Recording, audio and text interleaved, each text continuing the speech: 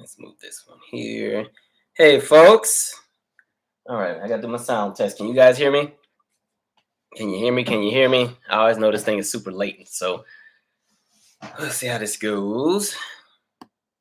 All right, I don't know how delayed. Okay, perfect. Can y'all hear me? I don't know why I hate that this thing is so latent. Like it takes forever to I don't know. I feel like I say something and then whatever you guys put in the comments for some reason doesn't come for like another 30 seconds. Okay, thank you, Nathan.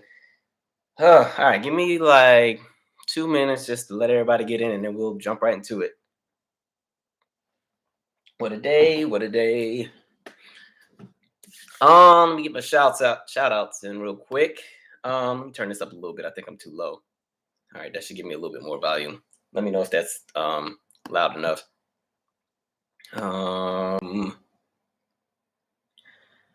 All right. Oh, thank you, T. Lord, this is a name here. I don't got my glasses. T. Coy Kendall. Oh, I know you. Okay, thank you. I'm gonna probably need to add a few more mods in here too, because I already know it's about to be some trolls galore tonight. So if anybody is down with the task, just give me a heads up. What up, D. Bradford? Cat BX, Darius Holland, Centino, Paula. Oh, I remember you from last one. Paula Palazzolo. I think that's what it is. I just came from work, y'all. I'm so tired. All right. What up, Marky? D. Bradford, Jill Briscoe, Laura S, Riri T. I'm scrolling down, so if I miss you, please forgive me. I just want to jump into everything. 2008 B. Scott said, of course, when I get back to Georgia, ATL, with my family, this cow stuff comes out. Yeah, it's a day, ain't it? Oh, Jeremiah, I'll get to Shaka Khan. Give me a minute, man. Let me warm up. What up, Candyland, Bay Area?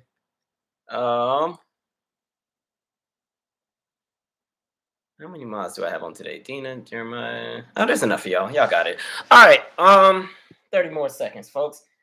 Happy Friday. Thanks, y'all. Thanks for hanging with me tonight. I know Friday is normally when people actually go out, so.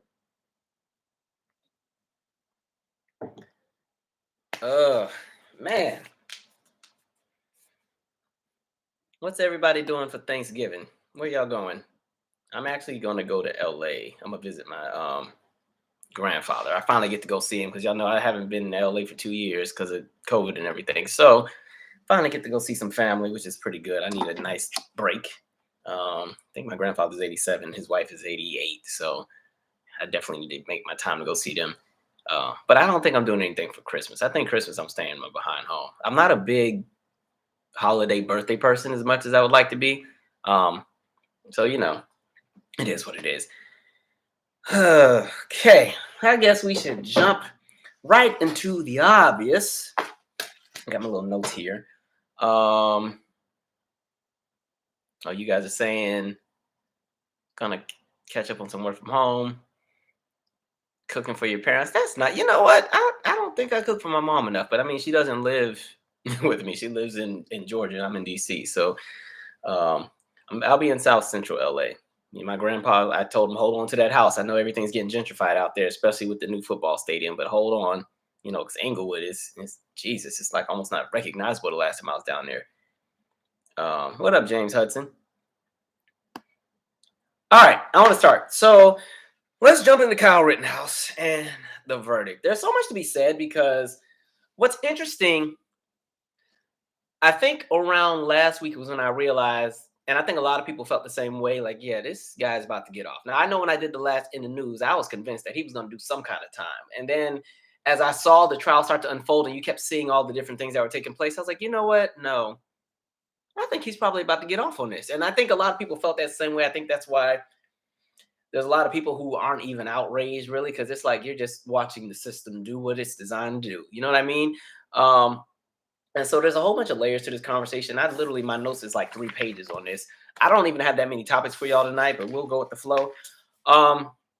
So where I want to start, like I said, by the time we got to last week, I wasn't shocked with anything that was coming. I figured, yep, it's gonna be one of those trials where you're gonna just see the foolery take place. And so, like I said, I think by like last Wednesday, as you saw everything with the judge, you saw even that picture when Kyle got to stand behind the judge while they were looking at something. I was like, since when is the last time somebody who's, accused of murder get to stand, behind a judge without any kind of security or something nearby? When you kind of dig into the past and the history of the judge, when you look at what was allowed into evidence, what wasn't allowed into evidence, the conversation around the video, and was it high quality enough? And of course, the tears, Kyle got to go up there and yeah, there was like a half a tear that came out when he did whatever moment meltdown he had, and so you just saw what was coming. But I do want to dig deeper because a lot of people are saying, "Well, why should we care? These are white people he killed anyway. Why are we so pressed? We got to focus on us and let white people do what white people do." But I think we need to recognize that what you saw today that more so sets precedence for what's to come.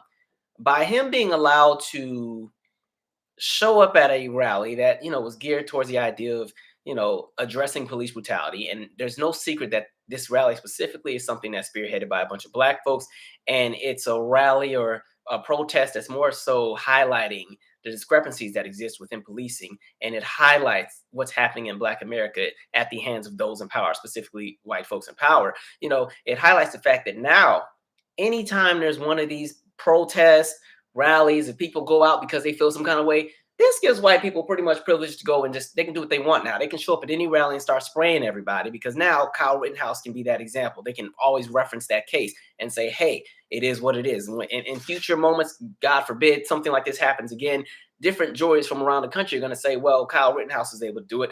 And it also highlights the fact that, pretty much you it shows that again the goalpost gets moved every single time.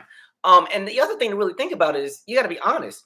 If this happens to white folks and he got off, what do you think happens to black folks? Like I think we need to look a little bit deeper. It's not just about the victims were white, so why should we care? You got to realize like those bullets were meant for us. That's what that was for. Him showing up to the rally wasn't about him being concerned about property and all that other stuff like he claimed, but it's more so an argument that, hey, black folks are out here going against the status quo. There's a possibility that property could be, compromised and so on and so forth. I'm going out there to regulate that. So his energy was aimed at black folks because let's be honest, if the tables had been turned, if it was January 6th and I went over to the Capitol because I was concerned about what the people were doing to all the different offices and I showed up over there with an AR-15, I would have been a hashtag. And so, again, you recognize that everything that happened and all of that is rooted in anti-blackness. Black people are the face of why he had the energy to want to go over there and do that. Because, again, look at how everything was presented in regards to any kind of anti-police brutality protests in the last few years. It's always presented as these people are radical, they're violent, they're dangerous, they're cop killers, they do all this.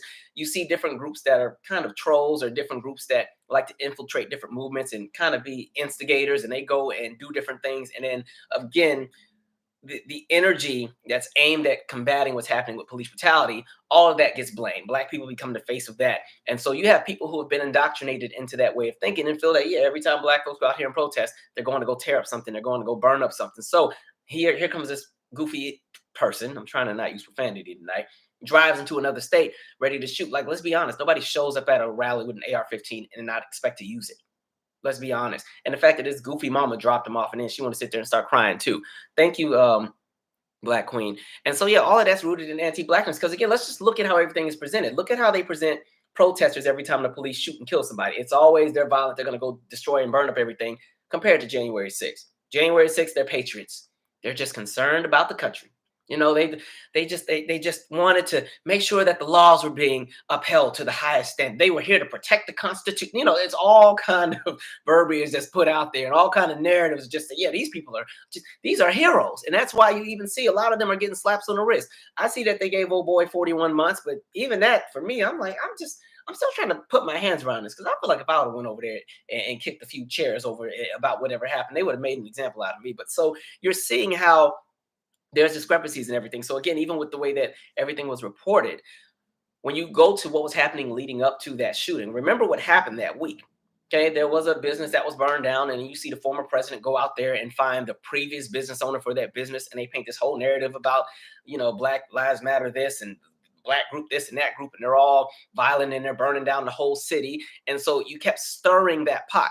And what ended up happening? The entire conversation around Jacob Blake disappeared. It was no longer about the fact that there's a man who gets shot in the back 7 times. Fortunately, he survives and is paralyzed, but that no longer becomes a conversation. Now it's look at what these protesters are doing. And so now you have all these people who want to be vigilantes, who want to be heroes, who want to go and regulate, because just like we said in that last in the news, the deputizing of whiteness has become a standard where white people pretty much have, the privilege or even the audacity to just go into any space and try to enforce the law as they see it. And it's become normalized. And only them, they're the only ones that can do that. You know what I mean?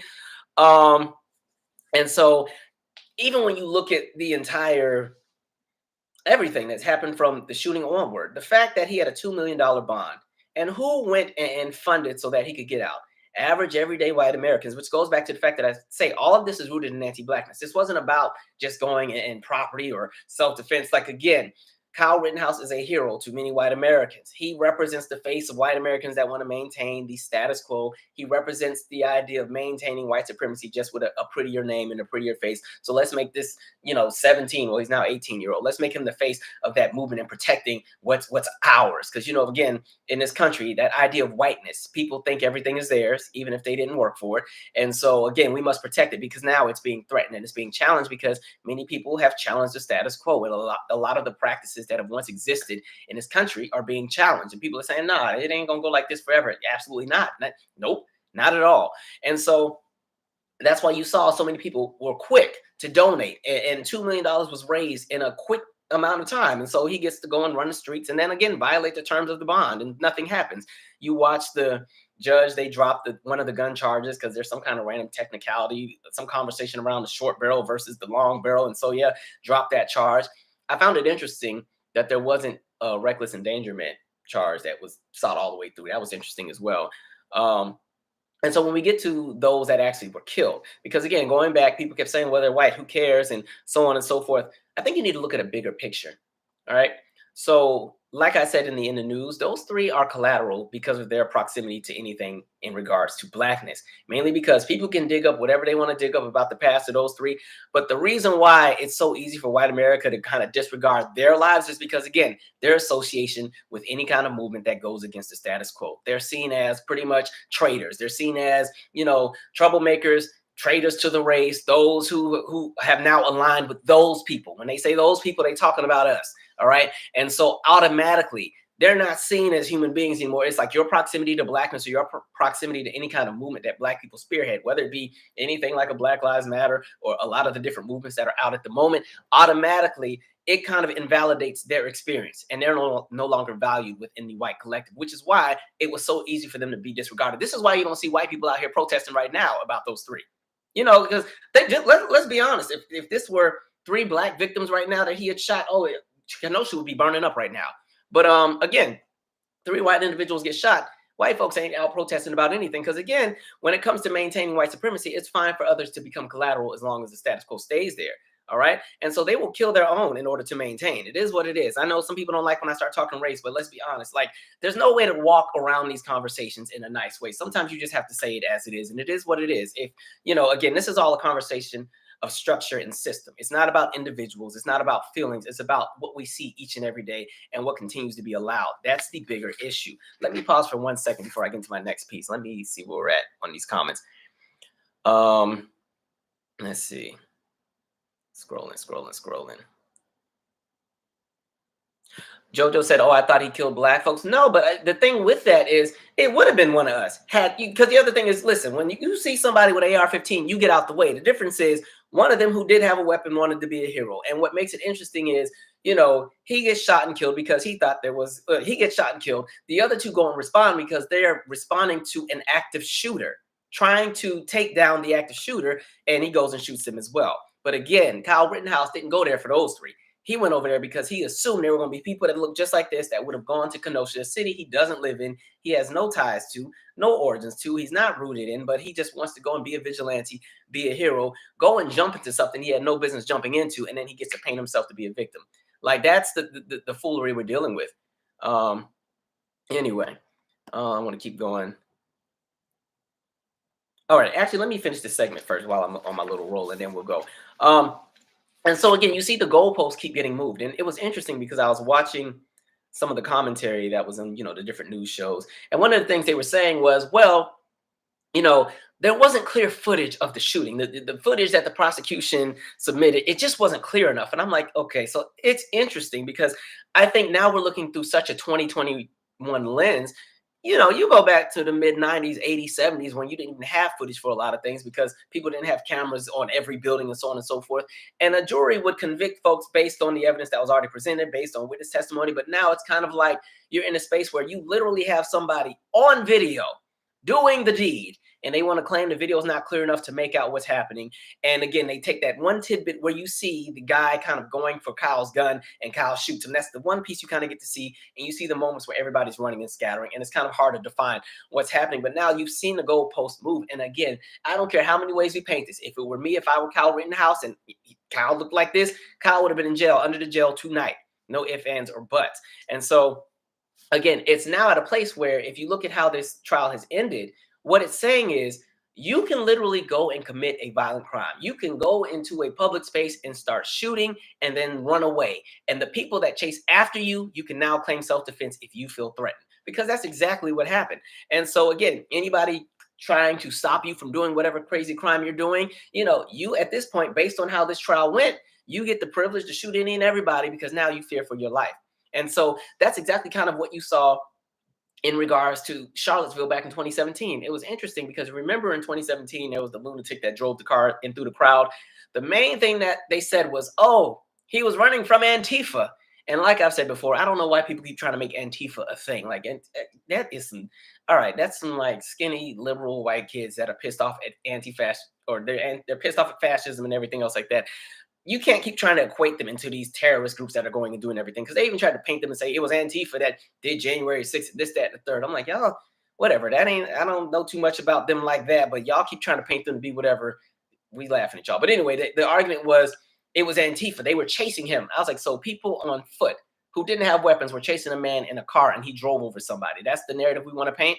And they ran with it. And so it's just interesting. And then the other thing that makes it such a challenging case to watch is it's a catch-22. You don't want to get into a position where you create more punitive laws around these kind of subjects, because again, when it comes to what happens disproportionately, who are going to be the people that end up catching the brunt of all the charges? It's not saying that we should lighten up and allow a space where Black folks can go and shoot up everything. But what I'm saying is anytime the laws become more punitive, there's only one demographic of people who catch it all. Okay.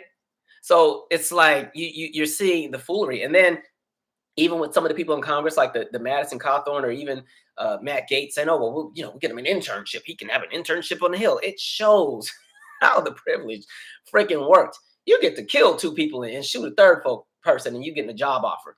Meanwhile, folks can't get a job because they had a marijuana charge from 20 years ago that they can't get off their record, or folks had a few traffic violations and they couldn't afford to pay the bills. And because it's still on their record, they can't qualify for certain jobs. They can't qualify for security clearance for higher paying jobs. And now we have some individual who kills people on camera, unapologetically, and here's the reward. You get to be an intern. You get to be the hero. They have made Kyle Rittenhouse the face of heroism. All right. And again, depending on what happens and who's still in power in the next 20, 30 years, he might go down in the history books as a hero. That's just how it goes. And this is why even when it comes to like people who sit on different sides of the political spectrum, I'm looking at everybody sideways, because I saw a lot of people who tend to be more to the left, or left-wing pundits or liberal media newscasters. I kept seeing so many statements where folks were saying, what Kyle did was terrible, but now this can be a lesson for him to learn, and hopefully he can be a positive, member of society. I'm like, this is why I don't do this kumbaya stuff with everybody, because y'all be on some BS all the time, always in the way. Just like, I don't know if you saw the clip. I think this was yesterday, and it showed, you have people who were demonstrating outside of the courthouse. And so you had people who were pro Kyle Rittenhouse, people who were pro the prosecution, and it shows them sharing pizza. I'm like, y'all want to kumbaya so bad. Even at the expense of justice, at the expense of things that make sense, just to paint the idea that we're this melting pot. The whole idea of the country is so divided right now. The country is just as divided as it was 10 years ago, 20 years ago, 30 years ago. People are just more vocal about how they feel. Ain't nothing changed. Not a single thing has changed. All right. People are still living in these very red line districts and everything. You're seeing the gentrification take place. And now you're seeing that culture clash that exists because people are invading other people's spaces and people don't respect the establishments and everything else that was there beforehand. But ain't nothing changed. But people want to keep trying to paint this narrative of I'm above, all of this. And we have to come together as Americans. And that's why Joe Biden looks stupid with that statement he made where he said that crap about well, I stand with the jury, and we have to trust the judicial process. And I know some people may be frustrated, but the jurors, we have to trust that they had good. I'm like, this is the nonsense I'm talking about. I remember I had a friend. This is when Trump got in. I was in my feelings that week, and I had a friend who was like, well, we have to respect the office of president. I ain't got to respect shit. Sorry for cussing, but no, I ain't got to respect that. No, like the problem is like, again, when you try to hold on to things that are ceremonial or things that are symbolic, that's when you have a lot of foolery come into play because people want to be blinded by the symbolism or blinded by the things that are ceremonial or blind. I cannot talk tonight. Blinded by the things, that hold some sort of prestige that make a certain aurora of things just seem very, ritzy and regal and special. And so people want to hold on to all that. And it's like, no, sometimes you got to drop all that. And it's interesting because from what I read, he hadn't really been paying attention to the trial anyway. So he tried to make one of these diplomatic presidential statements. I'm like, see, this is why people already don't rock with you. Like the same reason why we've been saying, even when you got in, Joe was going to be business as usual. Yeah, it's nice that you passed some of these legislation bills in regards to, infrastructure and all that. But again, you don't even get it. And you ran on the idea of I'm going to be America's president and I'm going to be able to bring us together. No, you're not. Because again, this country is still going to be divided. It don't matter who's up in that office. And so for Joe, you can hop off that symbolism train. Just go on and be the Joe that you want to be and do what you need to do and quit trying to fool people. Like stop fooling us, or not us, but stop playing these games. That's for everybody. I was seeing in some other parts where they're like, oh, well, the Department of Justice is going to investigate and blah, blah, blah, blah, blah. But let's be honest, like, I don't even want to hear that. Because remember when Zimmerman got off, it was, oh, the Department of Justice is going to go with the Fed. Ain't nothing happened. All right. So again, it is what it is. He got off. He gets to go and be white and be free. And that's what it is. And again, for everybody else, it sets precedence for what's in the future. And I kind of already talked about the deputizing of whiteness, but I'm going to pause for a second before I jump into the case surrounding the death of Ahmaud Arbery. Let me just read a few comments and drink my little tea here. Tonight it's apple cinnamon with a cough drop in it. I don't have a cold or anything, but sometimes my voice be getting dry when I be talking too much on these lives. All right.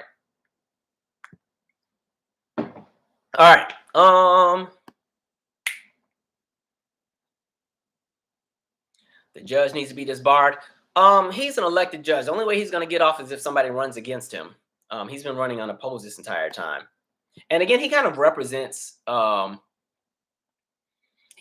I say, like the old guard, where you have a lot of people who were sworn in years ago. I mean, years ago, 20, 30, 40 years ago, and they're still there and they hold on to those viewpoints from 40 and 50 years ago and they don't evolve with the times. And so, yeah, it sucks that he was a judge.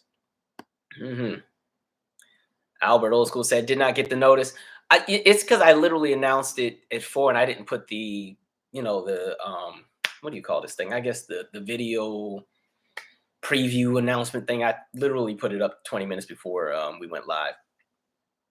Yes, Nathan Moore, exactly. The judge set the tone from the jump. You knew what it was going to be. We as soon as that bit where it was, you are not going to call the victims, you can call them violent rioters and looters. I say, oh, here we go. It's going to be some foolery. As was dry as a desert. That's right, Joanna. Rainy J says they're protesting right now in New York. I'm sure they'll be protesting in different places. But even with the protests, like I don't think we realize what's been happening. Look at the laws that have been kind of being put into place. Like look at Florida. We're now in Florida. If you want to drive over the protesters, you can if you feel that you're threatened. And so if there's a movement, I don't know, let's say, God forbid, it's going to happen again. The police at some point are going to kill somebody else in arm. We already know. And let's just say there's a protest in, I don't know, Orlando or somewhere on the panhandle, Pensacola, Florida. There's a protest. As that protest is moving into a neighborhood, if somebody feels threatened, like, oh my God, they're coming and they're going to tear up my house, they can go and drive over everybody. And the law protects them. Like that. And these kind of laws are popping up everywhere. There's different laws that are coming out in different states where, even when you have a protest, you can still pretty much be arrested because, again, there's different statutes that are being made within what considered legal protesting and what's illegal protest. There's so many layers to this crap. And so it's only getting bigger. So even with protesting at this point is like, if I could give an example, protesting is kind of like watching the food channel and the food looks really good, but you're not going to be getting any of it. You're just seeing it. It's kind of just like, it's like a nice, pretty presentation that's not tangible at this point. Because again, unless the protest can affect commerce, which a lot of times it doesn't, it's just people out there hot and pissed off, and it doesn't get us anywhere else at the moment. Because again, I always say we're always good at mobilizing, which is needed. People want to get out and they got to get those frustrations out, and it's good to be around people who feel your same kind of way, so you know that you're not on an island by yourself. But then when we get to that organizing, it falls apart every time, and I think that's I think it's a challenge because everybody comes from such different experiences, viewpoints, different walks of life. And so when you really got to get those people who are down to really like get ish done, you start to see the numbers flake and fall off because now people are afraid for their jobs. They don't want to lose their job. They don't want to be the one to do this. There's all kind of things that take place. Some people go out to these protests because they just want to make some, get some Instagram photos, get some good shots, and doing all of that, and then or go out there to electric slide. That's why I said, remember 2020, I was in my feelings because I kept watching all these different protests, and every protest, didn't matter what city, somebody was doing the Cupid shuffle. Somebody was doing the electric slide just because the cop took a knee. So the cop is out there going with it, and everybody just dancing and having a good time. I'm like, nothing got accomplished. And we're also in a space too now where a lot of people jump into movements, not because they actually care about what it is that's being fought for. They just want to be the face and want to be a piece of history because they want to be in a history book. I keep seeing a lot of posts where it'd be something like, oh, we made history today. And I'm like, well, what did you do? And it's, oh, there was a protest and we did. Yeah, you and everybody else. Everybody protests about something. Like, okay, but that's where we're at. And I'm not saying we should not protest or march, but just recognize that that's like one step in a collage of different things that should need to be done. And so we'll see what happens. But let me keep scrolling.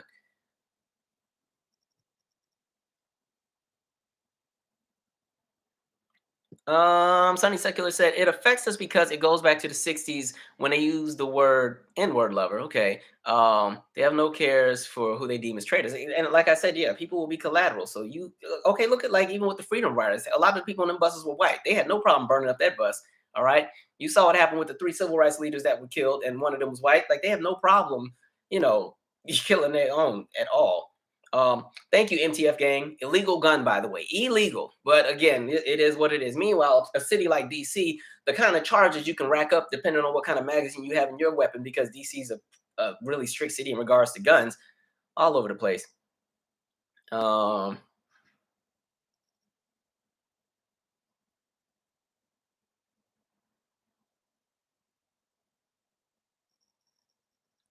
me keep scrolling here. Oh, this is good, Deb Moore. I like that. The murder of 2 people was not what was on trial. The right for white people to bear arms and kill at will was on trial. See, you said it. If I could hit a like button to that, that's exactly what that's about. And that's why so many people are so passionate behind this entire trial, who are, in regards to being on the side of Kyle Rittenhouse. Like, because again, livelihood and, trying to hold on to what they believe is theirs. That's why people are so gung ho about the Second Amendment. And it's so funny. I always say, all right, you give every black person in the country a gun. I don't know if we'll still have that same energy, but I don't know. When it comes to the conversations around it, like you have a lot of people who want to push this idea of kind of like a wild, wild west, where you shoot them and we shoot them, and we just all going to choo, choo, choo. Like y'all just operate in chaos. And again, with gun control, it's so funny because then I look at, you remember Reagan in California, all right, with the Black Panthers, they went up to the stairs of the Capitol with their gun. They changed them laws so quick.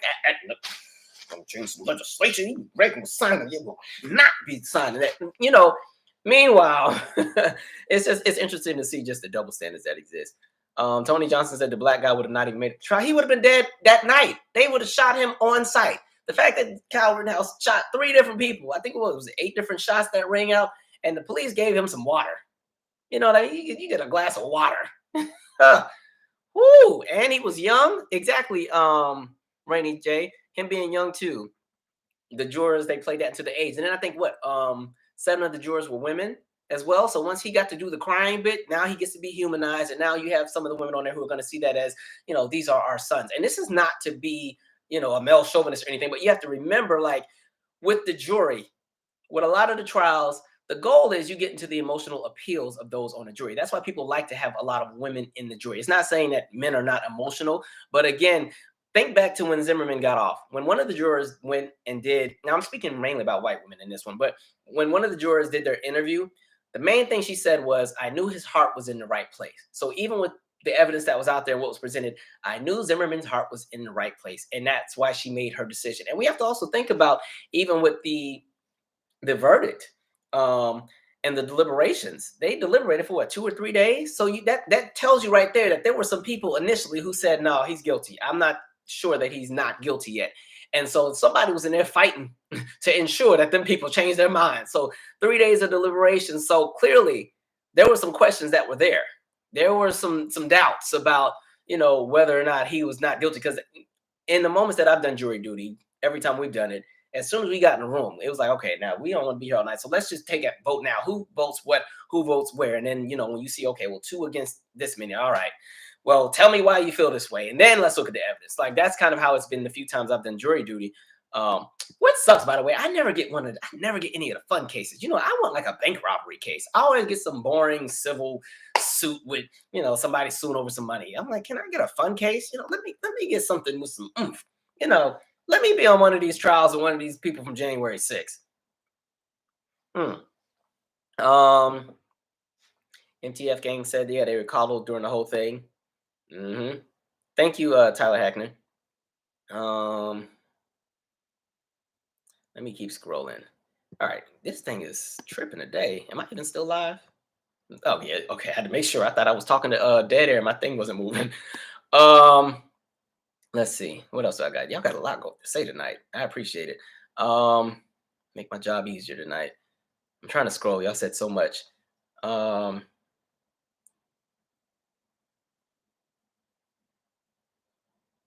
He said, so if he had no ties to Kenosha, then why did they try to run up with the narrative about him protecting his workplace, which is still crazy because it was never, which is still crazy because when was it ever, or when were you ever allowed to bring a weapon to the job?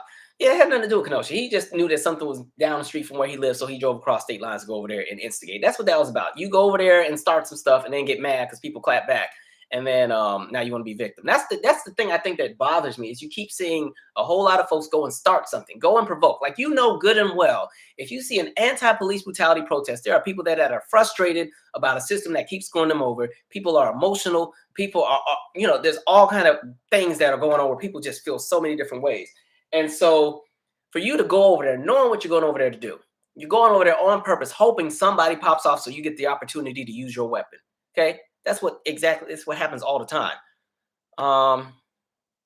And no, it wasn't his job. As far as going over there, his workplace wasn't anywhere near there. He just wanted to protect the businesses that were there. That's what he's claiming. He's over there shooting folks. Kind of nonsense. All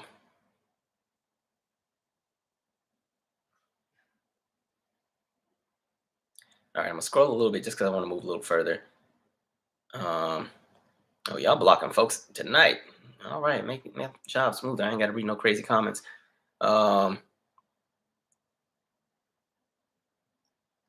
Chrissy said, I don't know why people thought Joe Biden was revolutionary. He was an old white man that said old white man stuff. And that's pretty much what we had been saying, like, even when the election first started. Like, if you go back to every live, I kept saying I'm not excited about any of the candidates because I'll be honest, I ain't like none of them. And I was hoping that he would not be the main one in the beginning because I was like, God, please, anybody but Joe. And then he just kept winding down. And it was like, damn, it's between Joe and Trump. Great. Wonderful. But again, Joe, everybody always knew he was never going to be any kind of revolutionary anything. He ran pretty much as a moderate because, again, that fear of losing the white vote. I don't want to jump into politics tonight, but you see how that's going. And even then, ratings are still low, even after all that symbolism. You can't run on symbolism and then get in office and still do more symbolism. People actually need stuff done. Tyler Hackner, exactly. Tired of people defending institutions. Joe is the epitome of this. Nothing will fundamentally change. And I think that's my beef. How long do y'all want to keep holding on to this ceremonial type stuff? Everybody wants to always be diplomatic and have these statements. Don't give me a bunch of fluff. You might as well just not say anything. Joe was better off just keeping mum on that one. Now you look stupid. And now it's going to be midterms. you're gonna have a bunch of black folks who are gonna be like, we already ain't like you to begin with. A lot of folks already weren't supporting you. A lot of folks didn't vote for you to begin with. And now it's the midterms. Oh Lord. If y'all hear noise, that's my cuckoo neighbors. They always got some mess going on.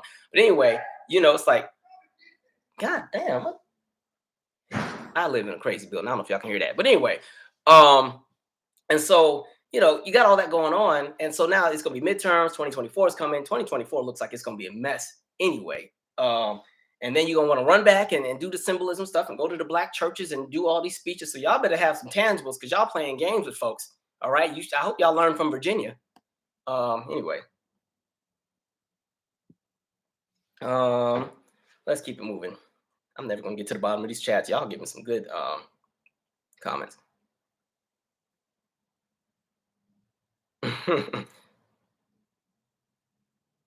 All right, I'm scrolling. I'm coming, y'all. I'm coming. Hold on. SF said, so true. Somehow the protest always turns into a Soul Train line. And here's the thing. It's fine to release and have a good time, but when there's work to be done, you got to put that on pause for a minute. And I think sometimes when we have those moments, and this is not just us, but there's a lot of people who just don't get that in general. Like when there's things that need to be addressed or people are concerned about something, the whole idea of unity and all that is great. And I said this I had a video where I talk about like, can we chill on the symbolism?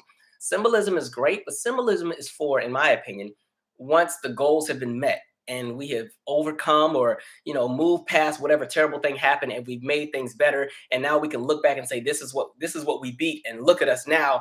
Now you can jump into the symbolism and the celebrations and everything because we fixed it. You went and structurally changed something so nobody else will have to experience that. But we never get to that. We go and there's some small symbolic gesture and everybody's like, oh, that's it. We did it. That's why with a lot of protests, they never last for more than 2 or 3 days. Now, I will say for DC, I will shout y'all out, like with the death of Antoine, I think his last name was Gilmore. DC was out there protesting the death of. They're still protesting. It's still ongoing. I can see the monument from my window right now. And so like they've been out there for almost like a month and a half. And every weekend there's something going there. Or even like in DC there was a bar called Nelly's, and there was a situation where I remember that the security had dragged that black woman down the stairs, and people were protesting outside of that establishment every weekend to the point where like that venue was closed for weeks. I don't know what's going on with the venue now, but people were out there weeks and weeks at a time. Like you got to put your foot down and like regulate if you're going to really try to make some change. A 1 or 2 day protest doesn't do anything. Okay. Because that's pretty much that's the routine at this point. It's kind of like even when RBG died, and I was just looking at some of the different posts that were out there, and this one guy was like, if they put in another Supreme Court justice, we are gonna riot and tear this place down. This was like a white guy, and I was like, okay, well they gonna put somebody in, and I want to see y'all do it. And they put somebody in, and ain't nothing happen. But oh well. A lot of Twitter warriors out there as well. All right, let's keep moving. Kate said they should have an IQ requirement for jurors. So my thing with IQ, I would suggest you check out my video on standardized testing. I hear what you're saying, but I think the problem with that is IQ, the way that it's structured and set up, it was created specifically for a certain demographic and everybody else is collateral. And that's one of the reasons why people that tend to be racist love to use like the IQ arguments against black people. It's a conversation about like Darwinism and all that other stuff. So there's some layers into that. But no, they actually prefer to have people on the jury that are less intelligent. If you can get people that are emotional, you can get people who are easily swayed. People that are too intelligent, you don't want on the jury because then it's harder to convince them. Because really, when you're talking about law, whether it's prosecution or defense, you're just painting a story. And you're just trying to get the people to believe the story. And so they always want to make sure you get people who are, easily swayed, easy to win over. That's what I learned back in a little common law class back when I was still an undergrad. But and from what I was reading, I don't know if this statistic is still true, but like the average education of the average juror is 8th grade. It may be different now. And a lot of those numbers come from the rural areas. This is not to attack anybody based on where they're from, but the numbers that come from that, when you talk about that education level, it comes from a lot of rural areas. That was kind of the statistic back like 30, 40 years ago. It's probably changed a bit. But no, they purposely will always strike down jurors that they think are too intelligent. That's one of the reasons why I never make jury duty or make a jury. I've only been on a jury like 2 or 3 times. Now I've been summoned for jury duty every year of my adulthood, and I've only gone and made it to a trial twice. One trial got dismissed before we even got to start. And so yeah, they, especially if they ask like the police question, that's when I know I'm about to go. They say, "What's your experience with the police?" I'm like, "Oh Lord, let me tell you about that time they yanked me out the car with the taser gun, and it's over with." They're like, "All right, dismiss juror number 42." Never get to make it on the jury unless it's a stupid case. All right, where are we at? Scrolling. My oh, because it's showing my top chat. I need to see my live chat. That's what it's doing. I knew I wasn't crazy. Okay, here we go. Okay. All right. I'm gonna thank you. Who's that? Dan C. I said this before the election. The only thing worse than Trump having a second term is selecting a Democrat that's helpful to the Republican agenda. And I think, damn, I didn't want to jump into politics, but to answer that exactly, and I think this is why I keep vouching and pushing for third party. I don't think you'll be able to get a third party that will be big enough to take down one of the major two. But if you can get a third party and enough backing that has enough influence to influence one of the parties to get what it is that you want until money can be taken out of politics. As long as money is in politics, we're going to be stuck with this two-party system because the money just stretches that long. It's such old money and such, just there's such a legacy behind who's doing what and who has what. Like, we're just stuck with this stupid little two-party system. It drives me crazy because, like I said before, I think the flaw that Democrats have is they're trying to take everybody under their umbrella and try to be everybody's party, which is great. But everybody under that umbrella doesn't want the same thing, and people are fighting for different things, so on and so forth. And with the Democrats, one, it's no secret they need the black vote in order to win. Republicans don't need the black vote, which is why they don't really go and campaign for black votes anyway. They don't need the black vote. They can win without the black collective. Democrats definitely need that black collective, but we keep seeing what happens. And you keep seeing black people end up going, pushed to the back of the line every single time. And so I think, a third party is that best bet. But I don't know. It sucks. It all sucks. Let me scroll. I got to get to the rest of these topics. Mitch what is Mitch doing? Mitch, you want some smoke or something? Is Mitch still in here? I don't ever see his comments. Y'all delete him before I can get to him. But whatever. There's always going to be trolls. Again, when people want to maintain the status quo, they're going to show up and try to regulate and try to put you in your place. But no, that doesn't work over here. We stay like we mean it and keep it moving. All right, let's keep it moving. Going back to my conversation of deputizing whiteness. It goes back to what I was saying, where again, that idea of also being a hero. We talked about this on the last in the news, but I talked about even like in Tulsa, when you had the Tulsa racial massacre, one of the reasons why it happened so quickly and was so massive is because the police deputized the white citizens that were there, saying, okay, you now have permission to go and get your weapons and go and shoot, burn, loot, stab, kill, do whatever you got to do in order to make sure that we win this battle because now you're one of us. And so you saw that happen in Rosewood. You saw that happen in Tulsa. That happened in St. Louis. When you talk about that really massive racial massacre that happened in Louisiana, it happened there. A lot of the major, I don't call them race riots because a lot of times it was groups of people attacking black sides of town. So I don't call it a riot because I think for a riot, you need two sides if it's going to be a race riot. One group is defending themselves, the other is the aggressor.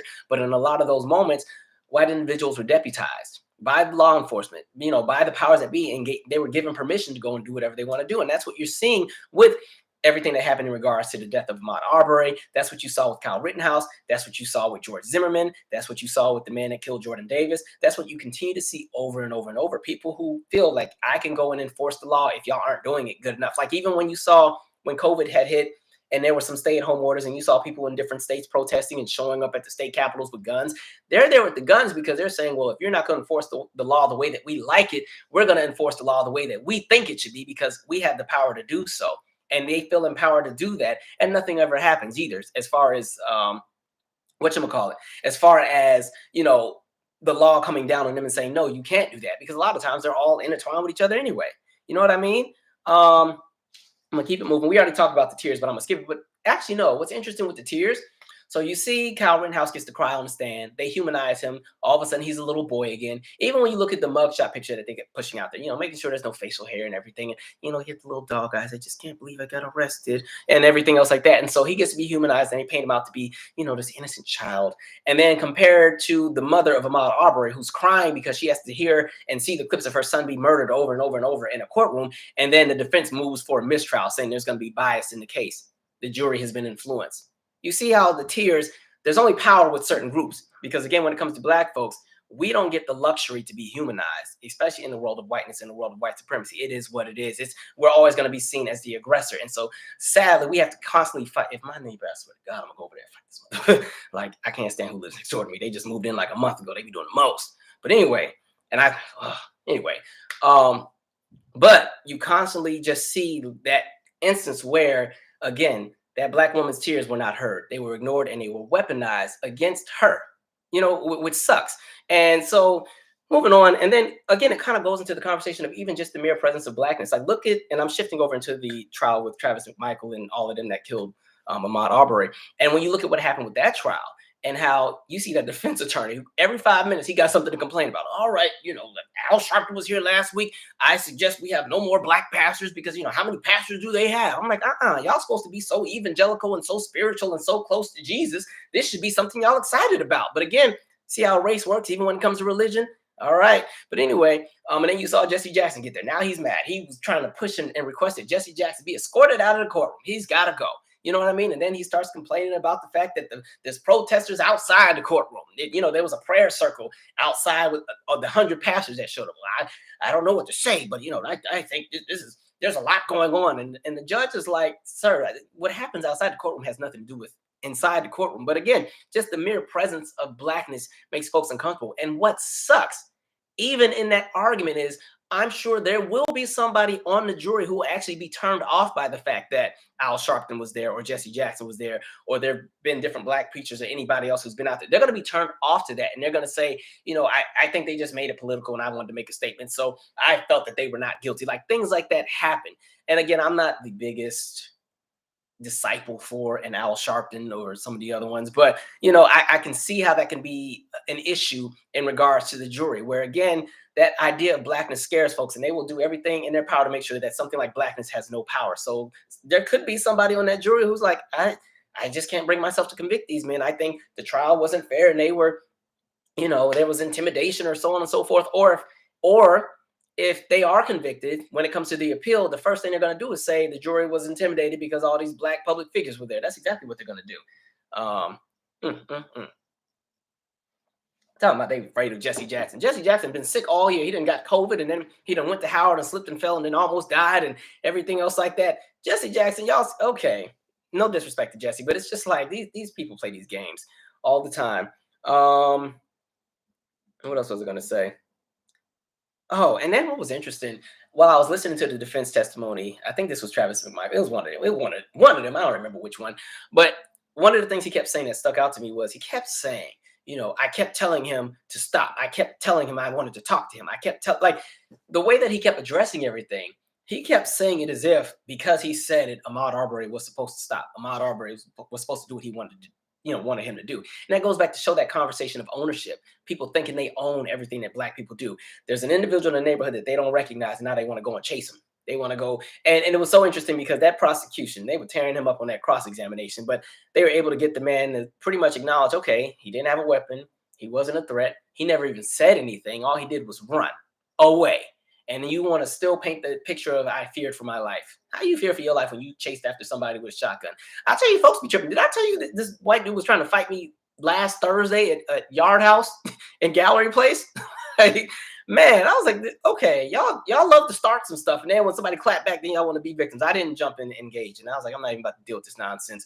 Because at this point, I ain't dealing with white folks like that. Because something go down, say we get into an actual fight, they like to pull out weapons and in fear for their life. I'm not going to be a hashtag for somebody's ego. It wasn't even that deep what he wanted to fight about. I just was looking at him like he was crazy and kept eating my little boneless wings and was minding my business. And it was driving him crazy too, because he was just going off. And mind you, he was 5'5". Now listen, I'm only 5'8", but y'all already know I don't often see too many people that want to, I guess, square up with me that are my size. So I was ready. I was like, finally, somebody I can actually lay out. But I ain't do nothing. I just let them look stupid. Don't try to pull up on me and you wearing some Dockers. Relax. Not against Dockers. I'm just saying, like, sir, you got other priorities you need to worry about. And this was all over a seat. Anyway, let me read a few comments. I'm gonna shift off this because I want to end this on some higher energy once we switch. Let me read a few more comments. My neighbor is driving me crazy. I don't know what they're doing over there, but I swear I will pause this live and go over there. It's like this old man that lives next door to me. He's like 65, this old black man. But I can't go over there and fight him because old people got just that old man strength. They got old man strength. But he be back there cussing out whoever lived with him every night. Every night. I'm like, how is life this difficult? You're retired. You ain't got to go to work. What are you fussing about every night? He got me missing the couple that used to live there with the baby that used to fight in the hallway. I'm ready to own. I tell you that. Anyway, thank you, Eleanor Smith. What up, Bubbles? Says newbie to the channel. Smart Fashion Fairy said, it's okay, bro. I'm from a rural area. Thank you, because I'm really not even trying to drag anybody, because I didn't grow up in a rural area, but I didn't grow up in the city. But it was just the numbers with the research. Plus, to be honest, I think it's more peaceful living in the rural areas anyway. You ain't got to be around a bunch of crazy folks. I know my favorite places to escape to are places that are far from the city when I need a break. I'm really one of those people that's one with nature. I like to be out in like the middle of nowhere, like at a lake and out in the mountains and stuff. But I like to do that. But folks are crazy, so you can't even go to certain places anymore. You know what I mean?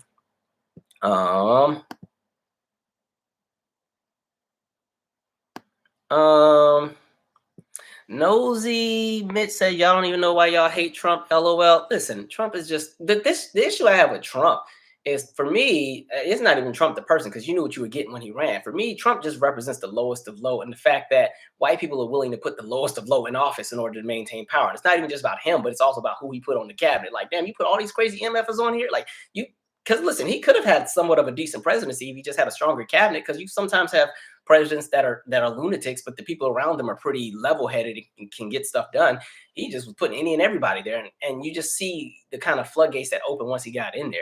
I don't like any of the people that are in power, to be honest. I think out of most of the people in office, I probably like 0.2% of them. I don't really trust most of the people that are in office, because most of them are bought out. You know what I mean? Anyway, this is not about to be a Trump Biden thing, because like I said, I don't care about either of them. It is what it is.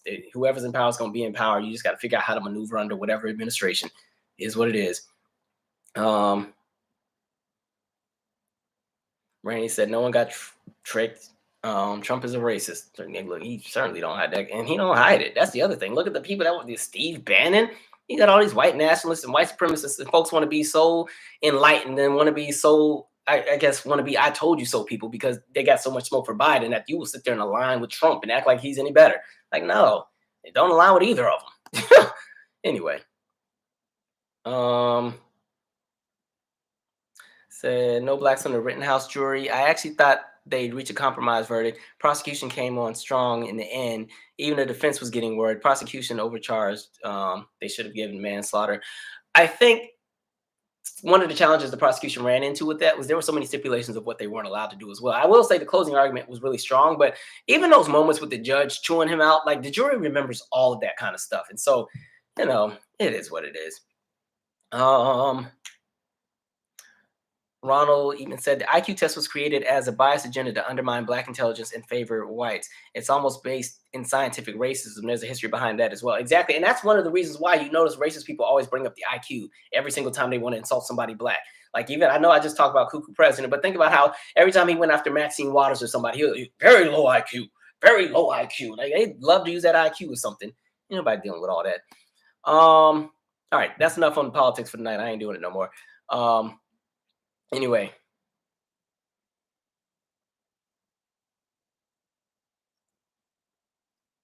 Ooh, all right. Shina Stove, I think is what it says, I know y'all remember that video years ago where there was a public experiment about a white man carrying a gun in public versus a black man. Only they claimed they were bad cops. And the thing with the weapons and the Second Amendment is it ain't for us, sadly. Okay, remember Crawford over in Ohio that got shot in the Walmart right away. He didn't even get a moment to comply. They ran in the store and just started shooting. Tamir Rice, who had a toy gun playing at the park. Now, as a parent, I wouldn't give my child a toy BB gun for obvious reasons, but still, and that's not to go after the parents, but just recognize he didn't even get a moment to comply. He was outside playing, doing what boys do, playing with his little toy by himself, and boom, done. Police pull up and, oh, we thought he was an adult. Okay, interesting. You're just seeing the foolery that exists. And so now you got a whole bunch of people who are in jail for 20 and 30 years for nonviolent crimes and drug charges and everything else. And somebody literally killed 2 people on camera and shot a 3rd person. And they're going to get a, internship. All right. Um, Nary's 21 says, so why aren't folks burning that city into the ground? If you're talking about Kenosha, I don't think people are going to burn the city into the ground. I don't think black folks collectively are going to riot over this Kyle Rittenhouse trial because, again, it goes back to the conversation of, yes, we recognize that there's an injustice, but black people are not about to catch a charge for these individuals that were killed because, again, sorry, that's a white America problem. They can go and riot for their own. You know what I mean? I think that the smoke that we have is we're recognizing the system working as a system and what that means for us. And so it wouldn't be wise to go and burn down some stuff all in the name of those individuals that were killed, at least in my opinion, because, if the tables are turned, a lot of people aren't doing that for us. I think we can have our smoke and be pissed off about what we've seen, but for that specific case, no, I don't think it's worth burning down the city, and that's specifically the black side of town. We're not gonna burn up our stuff for them three. No disrespect, you know. Listen, white America, y'all gonna have to figure out where y'all want to stand on things. We recognize that collectively, you all don't do the same thing, and some of you are on the side of common sense. But those of you with the common sense don't say enough. Y'all be quiet, and then y'all go to Thanksgiving and got the racist uncle and the sister and the racist child and everything else, and don't be saying nothing and let stuff slide and let stuff continue generationally. And that's what people be talking about. And then people go and vote, and you vote in these candidates that continue to put out very, oppressive laws, all to maintain the status quo. And well, I think we got to look at both sides. I don't have time for y'all on that both sidesism when it comes to racism.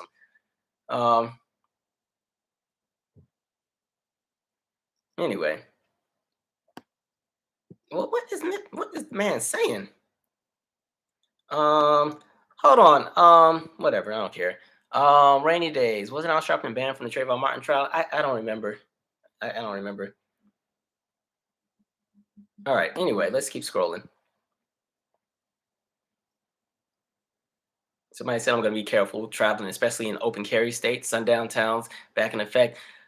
I remember I had a huge debate with a close relative over that one time where they wanted to carry the little weapon. And I kept trying to say, you need to remember where you live at and how you look and how the world is. Like, we don't have some of these privileges we think we have. Some of that stuff ain't for us. And why even put yourself, and mind you, this was just to go to this grocery store. And so it's like, why even put yourself in a predicament where something could possibly happen? I understand, loading up, and everything like that to protect yourself. But sometimes it's like recognizing every battle ain't worth jumping into, and people are waiting for you, like waiting for you to go and do something. And so, man, anyway. Sierra Thomas said, did we already talk about the Rittenhouse case? We've been talking about the last 57 minutes on and off. So I'm kind of wrapping it up, but just kind of covering a few things. Somebody said, who was in the cabinet? Bet you can't answer that question. Are you talking about the Trump cabinet? Or are we talking about Ben Carson and Betsy DeVos and all of them? Oh, don't worry. I definitely know my politics organic robot, but thank you. Anyway, I don't know why people always think you got to answer to them for some nonsense. Like, don't do it. All right. You follow the channel. I don't drag everybody in that administration. Anyway. Oh, Ronald said Trump just represents white mediocrity. I mean, yeah, he's awful, but so is every other president, which is my point. What up, Chris V? Hey, I like your new music video. That's a great song. Chris V, he always got. We need to talk because you be having a budget. I'm like, what budget you got? Because the way I be going broke for my one music video, you got about 800 music videos. We're gonna have to connect. Anyway, let's keep it moving. I have not talked about Shaka Khan yet. I'm about to actually shift over to that in a minute because I'm tired of talking all this. And plus, the trolls leave once I start talking some real stuff in regards to entertainment. They don't want to hear about that. They just want to see some black reaction to the nonsense that's happening. Thank you, Deb Moore. That's not our problem. We got our own burdens. Yeah, I'm definitely not catching a charge over this one. Absolutely not. Does my shirt say Savannah? Yes, it does. Yes, I got it from when I went down there for that funeral a few weeks back. What up, Jackie?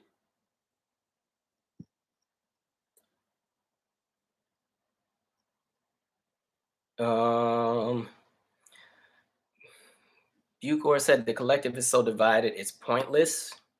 It's hard to get groups of people to be on the same page unless they're living in an oppressive situation. Then you recognize the oppression that exists, and it's easy to get people to kind of operate and move as a unit. But even with that, I think the challenge we've always run into, and I'm speaking for black folks, is because we've never known liberation. Living here, everybody has a different approach as to what should be done, which makes it hard because everybody's not going to agree. you're gonna have the "I told you so" people, which I always say the "I told you so" people are people that never have any ideas. They just be on the sidelines waiting for stuff to fail, and then when it fails, I told y'all, don't y'all feel stupid? You got that group, you got the one. Like there's so many different approaches to everything. So I think it's very hard to get everybody on the same page. And then again, there's so many layers. You got some people who are totally done with politics. Like, don't put me in none of this. I ain't voting for none of them. Done. Checked out. You got some who say, well, I want to do it this way, or maybe we should try this, or some want to go back to them. They want to go back across the water, and there's all kind of different approaches. So it's hard to get 40 million people. Would I ever run for office? Absolutely not, David Graham. I have no interest in being in politics. Nope. I'd rather do work, I guess, in like I work in the community. So I'd rather do that and just directly impact whatever area I work in. I just have no interest in American politics. When the money is taken out, maybe I'll have an interest. But like I said, everybody gets bought out. So many people go into politics with good intentions, and by the time you deal with the lobbyists and all these people that get money and so on and so forth, and everybody's bought out, and then you get a carbon copy that's washed out of what you thought you were going to get. It's kind of like, one of the reasons why a show like The Simpsons or Family Guy sucks now is because pretty much none of the original writing team is there. So when you look at The Simpsons, they had a certain writing team for those first 8 seasons, and the show was great, brilliant. You know what I mean? And over time, they keep flushing out different writers leave, and before you know it, you have an entire new writers room for a show that's been out for 30 plus years. And the only thing that's the same about the show is the title and the characters. That's how I see a lot of the candidates that we have. They come into politics with all kind of energy, and they want to do this, and they want to do that, and they want to do this, and they're going to do that, and they're going to do this. And by the time they get elected, by the time it's time to get stuff done, they're so bought out that they're a shell of what they ran on. Okay, even with the current president, with all the things they ran on, we're going to do this, we're going to do that. And as soon as Democrats couldn't get their stuff together with their majority that they had, and then Republicans already weren't voting for it, it's like, well, okay, maybe we won't put this in. Well, we're gonna cut that too. Well, we'll cut a little bit of it too. All right. Well, I know we said we was gonna cancel some of the student debt, but we'll come back to that a little bit later. Okay, I know y'all wanted 5 weeks of personal time off. We'll try 3. And so you just start seeing things get chipped away. I just don't want to do it. No, absolutely not. Plus, I would like to live long. I don't want to be stressed out and die at like 59 from politics and everything. Anyway, it is exhausting being black every day, but I wouldn't want to be anything else. I tell you that. That's what somebody said. Boom. He said, if we ain't actually talking cartoons, but Rick and Morty turn into that. Sadly, a lot of shows that are on for a really long time end up becoming that. All right, let's talk about VERZUZ. I want to shift energy really quick. Just because my blood pressure needs to go down. I've been trying to make sure I stay here while I have these conversations, because y'all know when we start talking, and I start talking super fast and can't get my words out. Anyway, VERZUZ. Man, y'all, I'm so mad. I'm not even gonna lie. I was so mad at it. So if you follow me, y'all know I love me some Shaka Khan. Shaka is one of my favorites. Like out of them legends from them earlier, it's Shaka and Gladys for me. Shaka and Gladys are the two like divas that I love, love, love. And I literally just saw Shaka Khan in concert a month ago. Phenomenal. Shaka came out there. Band was amazing. The background singers were amazing. Shaka just singing, just notes were just coming out of everywhere. I'm like, how does she do that? Because she's like 68. I'm like, how do you sound this amazing? So I was ready for VERZUZ, especially when they said Stephanie Mills. I was like, oh, this is going to be good. In my head, I'm like, they're going to have these live bands on the stage. It's going to be a full out concert. And then some of their other celebrity friends are going to come out there and everything. And, I don't know, maybe Patty might come out and Gladys might come out. And maybe some of the original members from Rufus are going to come out. And, Peebo Bryson might come out with Stephanie Mills, and they might do feel like I had this vision in my head of what it was going to be. So I was hyped because this has not been a good week for me at all. Everything, life is lifing at the moment. And so I was ready to watch. And then the minute I saw, they said, okay, well, we're moving the time from 7 to 6, Pacific time. I'm like, oh Lord, or, moving it later, moving it from 6 to 7, or what time was it? It was 9 o'clock on the East Coast. So that's 6 o'clock on the West Coast. They had moved it back an hour. I was like, okay, all right, that's cool. They just got to set the bands up and stuff. Cool. Then it didn't help. They had that long pre-show. Some of us got to go to work. And, so they got the DJ sets, which are nice. I just didn't think they fit for this specific verses because these were supposed to be the legends and the divas. So I thought at least the music that would have been used would have been all throwbacks. And so when I turned it on, it was Bone Thugs and Harmony playing. I was like, wait a minute, they verses is in a few weeks. Why y'all playing this at the Shaka and Stephanie one? I'm down with Crossroads, but maybe not for this event. Okay, it reminds me of that time I was at BET Honors and they had everybody coming in. And so they had like music playing at the venue. And now this is supposed to be like the prestigious event that was going to honor all of the different, Black public figures that have done so much in the community and in the world and everything. And so they got all the people coming in and they got music playing. And so normally they kind of play, some Patrice Rushen, maybe some throwback Michael Jackson, PYT, some safe stuff that's appropriate for everybody. Because I think that night TD Jakes was getting honored too. And Maya Angelou was in the audience, I think, that night. And so we're sitting, and next thing you know, the DJ starts playing Rihanna, Pour It Up. Strippers going up and down that pole. I was like, wait, what? wait a minute, wait. And it's like TD Jakes walking in with all his church folks. They're rolling in Maya Angelou and everything. I was like, it needs to fit. The environment needs to fit people. So yeah, they had all the DJ stuff going, and I'm like, please wrap this up, because it was already 9 o'clock, and they're like, well, they're not going to start till 9:45 with the actual verses. Okay, cool. It's 9:45. The DJs are still going. It's 10 o'clock. The DJs are still going. Then somebody was coming out. Oh, I'm going to do a poem. I'm like, a poem? What are you doing a poem for? Oh, okay. Anyway, so then they finally start the verses, and I knew 40 seconds in, as soon as I saw Shaka walking out, I'm like, oh, Lord, Shaka done had a good drink. Shaka done had a drink. I don't think she was, because people kept saying they thought she was high. I was like, no, that's liquor. That's the liquor. I saw that. Ciroc, y'all don't need to sponsor nothing else, because clearly, you see, y'all had so much time with that pre-show that y'all took in the background for that whole hour and a half. They done got lit backstage with all that liquor, so Shaka came out feeling good. Man, I was so mad. I mean, Shaka, every now and then she'd hit a nice note there, but Shaka, I was like, it was painful to watch. I was kind of nervous too, because I thought she was going to fall with them shoes. And then, they went and they changed the shoes. And there was a moment where I think she had just done her song and she was sitting down and she was double checking to make sure the seat was there. I'm like, man, Shaka is gone, at least tonight. Man, I was so mad because it could have been so good. But shout out to Stephanie Mills. Like, she carried it. And I'm glad that, like, I think she recognized what was happening. It was very supportive. And, Stephanie's in good voice. She sounds amazing. I definitely need to see her live. I always watch her concert remember when Sinbad used to do it wasn't a cruise, but he used to do like the concerts from back in the day. There's a concert from like 1998 where Stephanie Mills, I always watch that all the time. Like, Stephanie Mills, she was killing it. And again, Shaka has such a great catalog. I just wish she would have been in a better state, because it could have been really, really great. And again, like I said, in my head, because I had just come from that Shaka Khan concert like a few weeks back, and it was so good, I just knew, I'm like, oh, everybody's gonna see what I was talking about. And man, and also what sucked, the DJ, the mixes were not good. Normally, well, one, I wish they would have had bands for both of them. That would have been better instead of DJs. But with the DJs, because they only use like a snippet of the song, normally with some of the other ones. So I remember when they did the,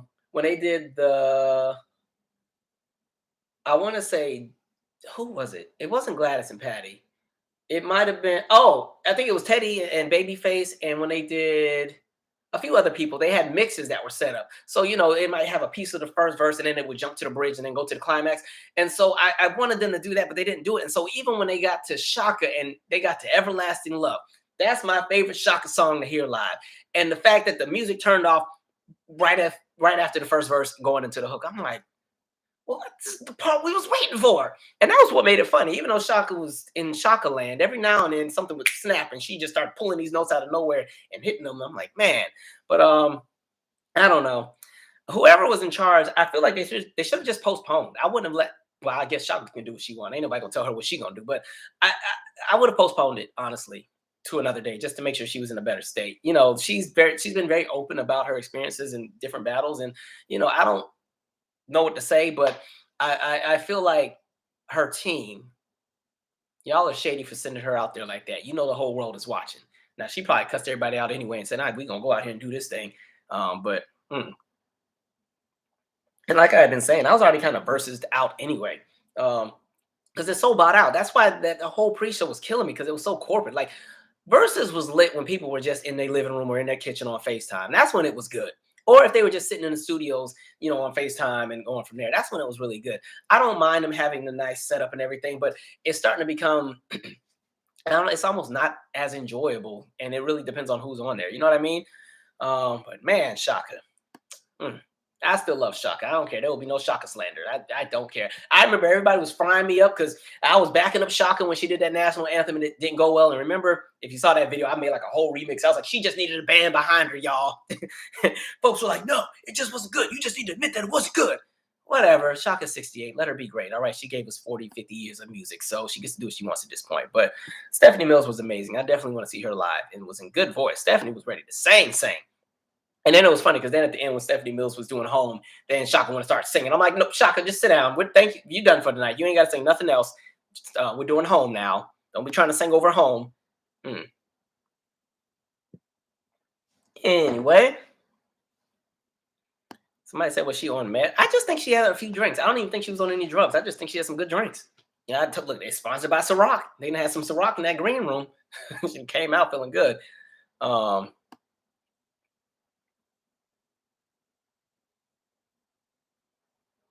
Anyway, Vesta Williams saying backup for Shaka Khan. Vesta Williams be singing, don't she? She has a good. I think she's on the jazz version of Rain by SWV. There's a jazz version I heard. I think that's her on there. It sounds really good. Oh Lord, Shaka Khan, the daughter with that tiny shirt on, all them boobs was up to here. I'm like, what's going on? Her daughter can sing really well though, so I enjoyed that in some moments. Boom, do. Yeah, Life Was Life and Shayna Stove. I don't D Bradford. I don't know if the DJ, as far as the DJs that were doing the actual verses for Shock and Steph, I don't know if they were. I wouldn't say they were trash. I just think communication wasn't that great. If I thought they were okay, maybe you're talking about the DJs from the pre-show. I don't know. Wasn't there. I was checked out. I was checked out. I was just ready to see some entertainment. But it was entertaining, very entertaining. And my friends were texting me like, "You see your girl on here?" I was like, "Y'all leave me alone. All right, leave me alone." It's funny. It's like anytime one of my favorite entertainers does something half crazy, everybody be blowing my phone up like, "Oh, you saw that?" Like, all right. All my faves just be stressing me out. I'd be stressed out.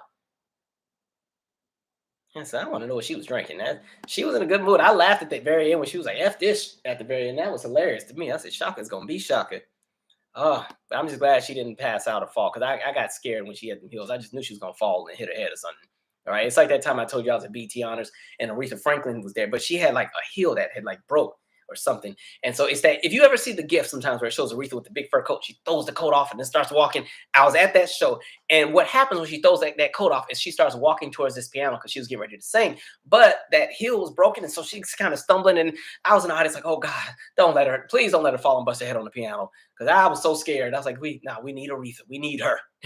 I'm just very protective of all the people my parents played when I was growing up, because there's so many great legends that are no longer with us. So it's like I don't like to see them get trashed and torn apart too often. Especially even with the male singers, so many greats are gone. Like Teddy and Luther and all of them. I'm glad we still got the OJs and I'm glad we still got Al Green and all of them. But man, so many greats. Like enjoy these people while they're here. If they're coming to your town, go and see them. But yeah, the DJs, I guess, I think they should use a band. If they're gonna sit here and do these big productions for verses, go on and get a band then at least. You know what I mean?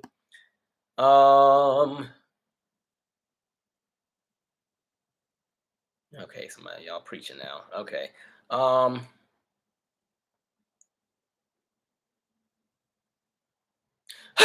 Wait, what? They said, wait, Soraka Khan? I didn't see that. I'm not laughing at that. Y'all be quiet. That's funny. They said when I saw Soraka Khan trending, it was over. That's messed up. I didn't see that. Oh, that's messed up.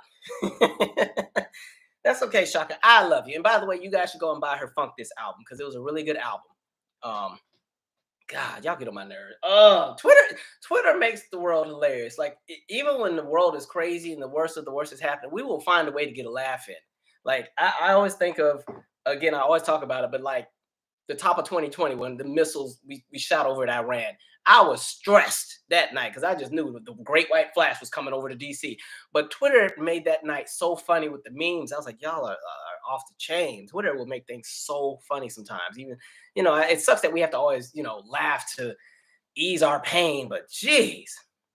Um, let's see. That is funny. Somebody said, I'm always right. Oh, that's Vanity's Mirror. I'm always right for Shaka.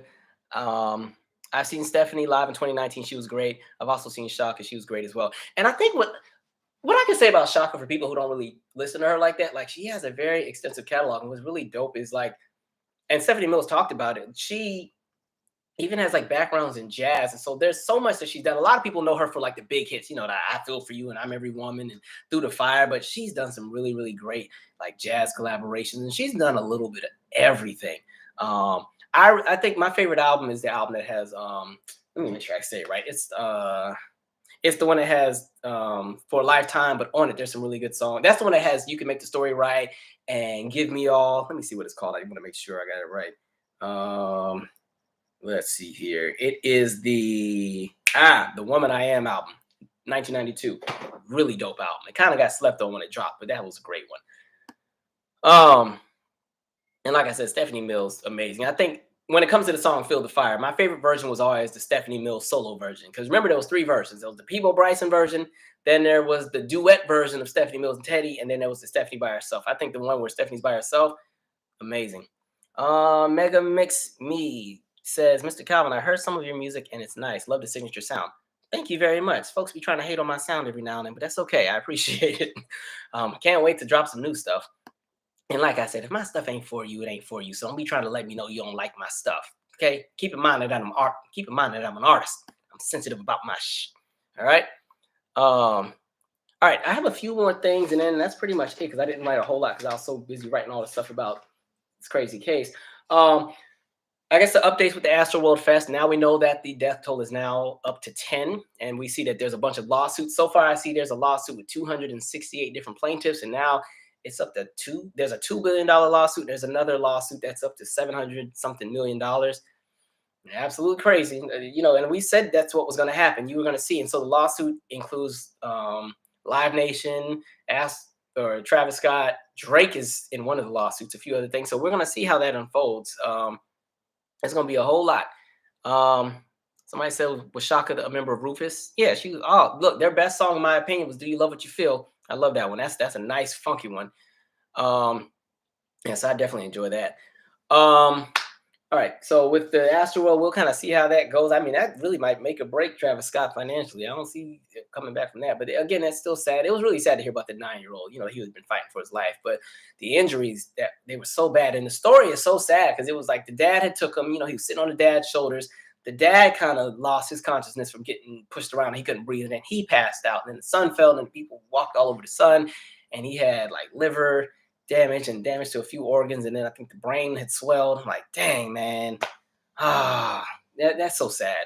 But again, you just never know what happens, in life. Such is life, sadly. Somebody was asking, let's see, what did y'all say? Somebody said they should have gave her some Gatorade and peanuts. I don't. The thing with liquor though, once you are there, you're there. All the Gatorade and everything else does is just keep you hydrated and give you some energy to balance out as you come on the come down. I do feel like Shaka was better off by the end of it. Like she had been on the come down. They should have did an intermission or something. But yeah. Oh well. Somebody said it was a Tom Joyner show, so maybe it was Tom Joyner. Thank you, Erica. I just remember it was from 1998, and I remember Sinbad being there. I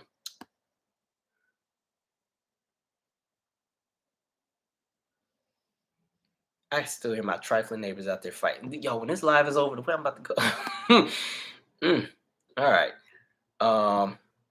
Let's see. Calvin, what do you think about the horrendous conditions of the Howard dorms? Oh, yeah, we talked about Howard on the last live. All right, so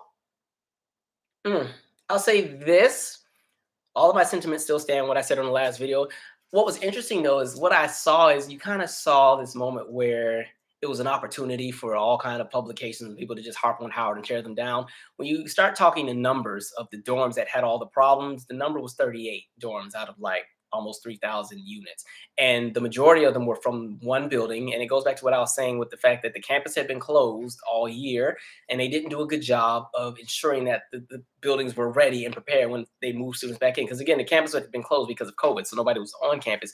So I do think there's flaws with Howard in how they handled that. They could have handled it so much better. And so, yeah, there's no reason that students pay that much money and dorms are looking like that. But I think what ended up happening is there was this narrative that was put out where everybody assumed that every building on campus looked like that. And there was roaches and rats and all kind of stuff. And to be transparent, now when I was at Howard, it was no secret. We had mice problems. The dorm that I was in the last 3 years I was there was Meridian. Meridian always had mice. And the reason they had mice was because Meridian sits on 16th Street Northwest in DC. That's Embassy Row, where all the embassies are. And so they had been renovating the embassy that was directly across from our dorm. And so because of all the construction, all the mice that were under the little sewers and everything just came right across to our building, and we're all up and through that building. And I was the mouse RA because we used to have those little sticky traps. And I used to be so mad because every time a resident had like a mouse in the trap, I'd have to be the one to go and get it because I'm not afraid of mice or anything. But yeah, so that was an issue.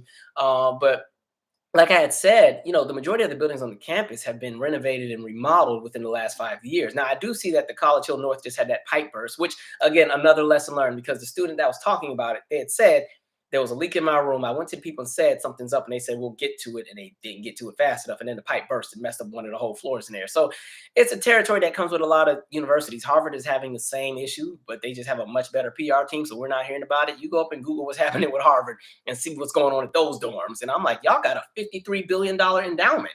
Now, for Harvard, for me, there's no excuse. Y'all got money. $53 billion at Harvard compared to the $700 million Howard has. I need somebody to make it make sense, but Howard, do better. I hope they're able to clean all of that up. And it's interesting. The world is so small. One of the main people that was, one of the people spearheading the protest. It's interesting because I used to coach her as a dance, we all danced at the same time because she'd been there when I was there. I don't know her full story, but she's back at Howard. So I was, okay, interesting. That's somebody I used to coach. Interesting. But no, yeah, they got to do better. And I'm glad that the protest is over with now because it's cold outside. I was going to hate to see those students out in tents in 30-degree weather. You know what I mean? So, yeah, Howard, do better. But it is what it is. What do I think about New Edition doing Vegas in 2022? Is it all of them or is it only a handful? I don't know if it's all. Is it all six? Like it's Bobby and Johnny Gill included, or is it four? I don't know. If I am in Vegas, I wouldn't mind going to see it. The show I wanted to see was Usher's, but I didn't get a chance to go buy tickets. I think the last show is New Year's, and I'm probably not going. Yeah. Oh, that's cool. I always love hearing stories like this. T. Thomas said, all the old groups like Earth, Wind, and Fire and the Temptations used to come to Gary, Indiana for free. We used to love those kinds. Would be there almost all night in the park. I always love hearing like throwback stories for like what was happening in the culture back in the day. Earth, Wind, and Fire, I have not seen live, which is crazy because they're one of my favorites. I think it was sad. I think after Maurice died, it made it harder to want to see them live. My mom actually just saw them in concert a few weeks back. Where did she go? She actually drove to, I forgot where they went. I think they saw him in Virginia. She saw him in Virginia. I didn't even know she was in the state or in the area. I'm like, what you mean you in Virginia? Because I'm in DC. She's like, yeah, I was at Earth, Wind, and Fire. Okay. And then she went, and I think she went to visit a friend in Williamsburg. So I went to link up with her. Somebody said Shaka Khan is great, but no Phyllis Hyman. Well, I think they're different, Angel Johnson. I think they come from two different elements. Like, even, what's interesting with Phyllis Hyman? I know one of the conversations we hear a lot of people say in regards to like R&B music, they're saying like right now the flaws, a lot of people didn't grow up in the church, and so they're not getting that musicality introduction lesson. Phyllis Hyman never grew up in church. Phyllis was like centered in jazz. But I guess if you're having a conversation around jazz, I think I would prefer Phyllis in the jazz realm, but I don't know. I think they're very different, because Phyllis is a contralto, and Shaka's like I don't know if she's a dramatic soprano or if she's a mezzo soprano, but yeah, they're very different voices. Both amazing though. Y'all know I love some Phyllis. All right. No concerts right now. Be safe, y'all. Listen, as far as concerts, I'm kind of concerted out. When I went to see Shaka, the numbers were still low, and I was in a small venue. You ain't gonna catch me in too many crazy places right now. Thoughts on Ashanti re-recording her debut album or her debut album because of Irv Gotti and the Masters dispute? First of all, I didn't like that statement he made where he was trying to talk about she's trying to take, his money and so on and so forth. If she wrote all the songs, give her money. Like that's the thing. These people keep signing these terrible contracts, and then when people try to, make right by going and redoing things so they can get the money that's owed to them, the people that already got all the money want to get attitude. Irv Gotti did all of them wrong anyway. What else did I write down? Um, some people had asked me about Young Dolph. I'll be honest, I wasn't familiar with their music like that, but that still doesn't take away from the fact that what happened was it didn't need to happen. That was absolutely terrible. Um, I feel like we're in a space where, for some reason, for the last 2 years, some of it I think has to do with the whole pandemic and folks being in the house and the world changing. But it just seems like people are so much more reckless, especially when it comes to other people's lives. It's just like you get killed for any and everything. It's always been the case, but it just seems a lot more amplified at the moment, which was really sad. Um, and then even the business, they had the board up and everything, which kind of sucks at the moment. It was the Makita's cookies. Um, just absolutely just terrible. You know what I mean? I was reading Soldier Boy for the Memphis and I think another date because they're still on that Millennium tour.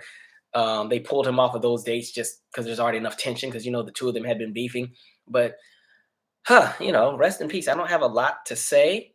Um, but that was sad. I think it was terrible. And again, he was kind of shouting out that business. And from what I read, he did a lot of things in the community. And it always sucks when we sadly. I don't think sometimes people value the lives. And I think when moments like that happen, it gets in the way of the progress collectively Black people are trying to make. It slows down the progress. You keep getting roadblocked by other things. Um, but there's that. But we'll see what happens. I see that they also arrested 3 people in connection with like a shooting that took place outside of the memorial, like literally the next day. Crazy, right? But there, much love to those in Memphis. That has to be a tough loss. And I heard y'all just had an earthquake too over there. There was an earthquake in Missouri that y'all could feel over there. So y'all been having a week. But yeah, that's crazy. Um, what else did I write down? I did see that the city of Aurora, Colorado is paying the family of Elijah McClain $15 million in a settlement. We did a video on him as well. If you remember, he was the individual that had the headphones, was listening to his music, and then they stopped him. And he actually had told him, "Oh, I'm sorry, I'm not a criminal. I don't want any trouble." And they still shot and killed. Oh no, they didn't shoot and kill him. They put the little whatchamacallit stuff in him, and then he pretty much, I think he went to cardiac arrest and died. I forgot what happened. I just know he died. It was terrible. And I remember that the EMTs gave him something he wasn't supposed to have to try to calm him down, and he died sadly. Which that was a horrible one because he was already, I don't know if he was on the spectrum, but he already had a unique experience. And then when you saw the clips of him, like with his favorite music teacher and all that, that crap was so sad. And it just, what pisses me off the most is even in that moment, somebody who had nothing but innocence. And I'm not talking about innocence as far as not being a criminal, but innocence as far as seeing the world in a very positive light still.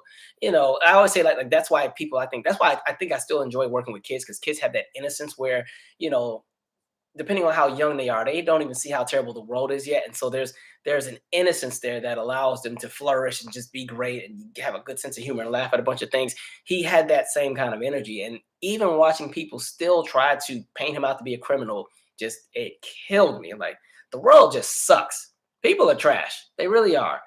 So good for that family. Get that $15 million. You should give them more. And again, money does not even bring somebody back. It will never change the pain. It will not.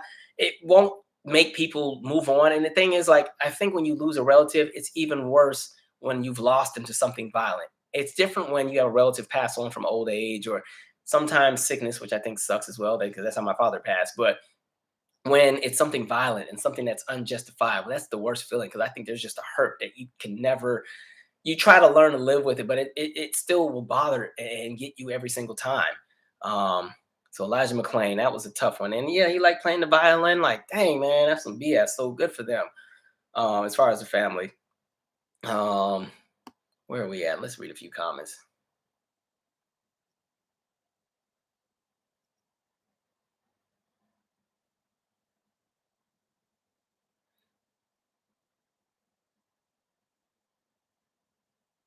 Um,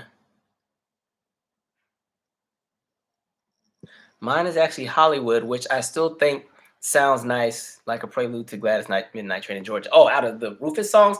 Oh, he's on his way, woman. I like that song. I like the Erica Badu remake of that as well. Um, that was a really good one. I hear these neighbors again. Anyway, let's see. Thank you, Jessica J. 700 million is still not a lot, though. It's really not for a university. I mean, out of the HBCUs, yeah, but that just goes to show that they're extremely underfunded.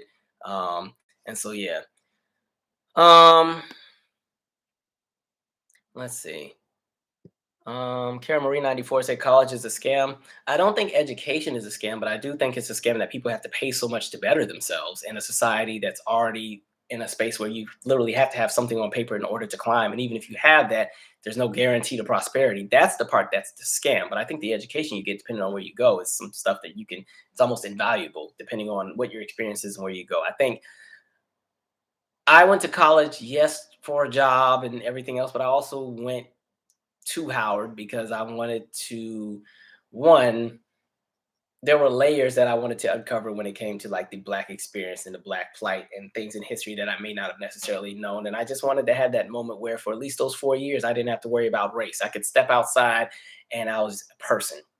Race didn't matter because everybody was the same. The heartbeat of the campus was rooted in blackness. It may not be the trustees and the boards, but the heart of the campus was through a black perspective. And so everything black was celebrated. And that's when you kind of learn that we're not a monolith and we come from so many different experiences and different journeys and lanes and have different ways of doing things and so many different just approaches to life. And so something like that I don't think you can fabricate or create without being in that environment. So things like that I support, but no, I think college is too expensive, and it's ridiculous, especially now.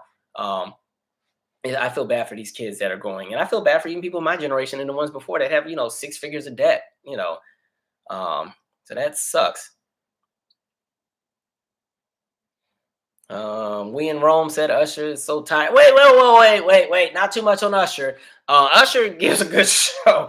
I remember I saw Usher at the UR experience in 2014, and I was the main one going in there like, I don't even want to see this because he's gonna go in there, he's gonna be all out of breath because he just refuses to lip sync. I'm not saying everybody should lip sync, but if you're gonna do all the dancing, just make a nice pre-recorded backing track and sing when you need to. Because sometimes that was around the time Usher was doing all them live performances and was out of breath on every song, and it wasn't sounding that good. So I was ready to talk my trash, and Usher shut me up because Usher went in there and killed that crap. That band was lit.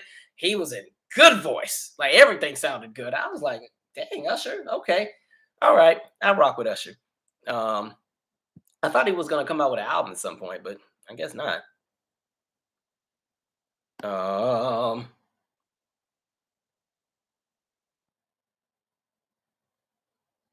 all right, let's keep it moving. Let's keep it moving. Yeah, I'm still reading the previous comments. It says Wiki's fire. So I'm trying to scroll down.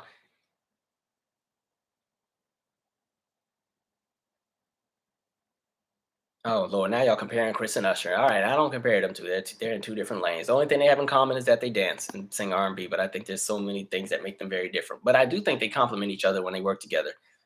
Um, oh, y'all having a whole out fight over here. All right, let me scroll past the Usher comments. Um,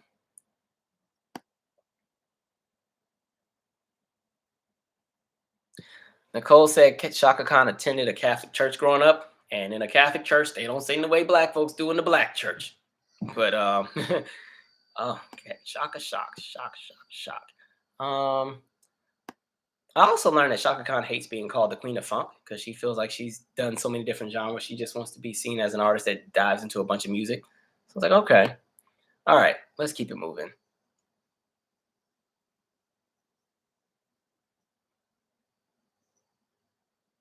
Oh, Calvin, did you see the news released that they exonerated 2 men that were falsely accused of taking part in the killing of Malcolm X? I can't remember if I talked about it on a video or not. I honestly can't remember, but I remember watching Who Killed Malcolm X on Netflix and everything. But it's no secret, especially this is when J. Edgar Hoover was still in charge.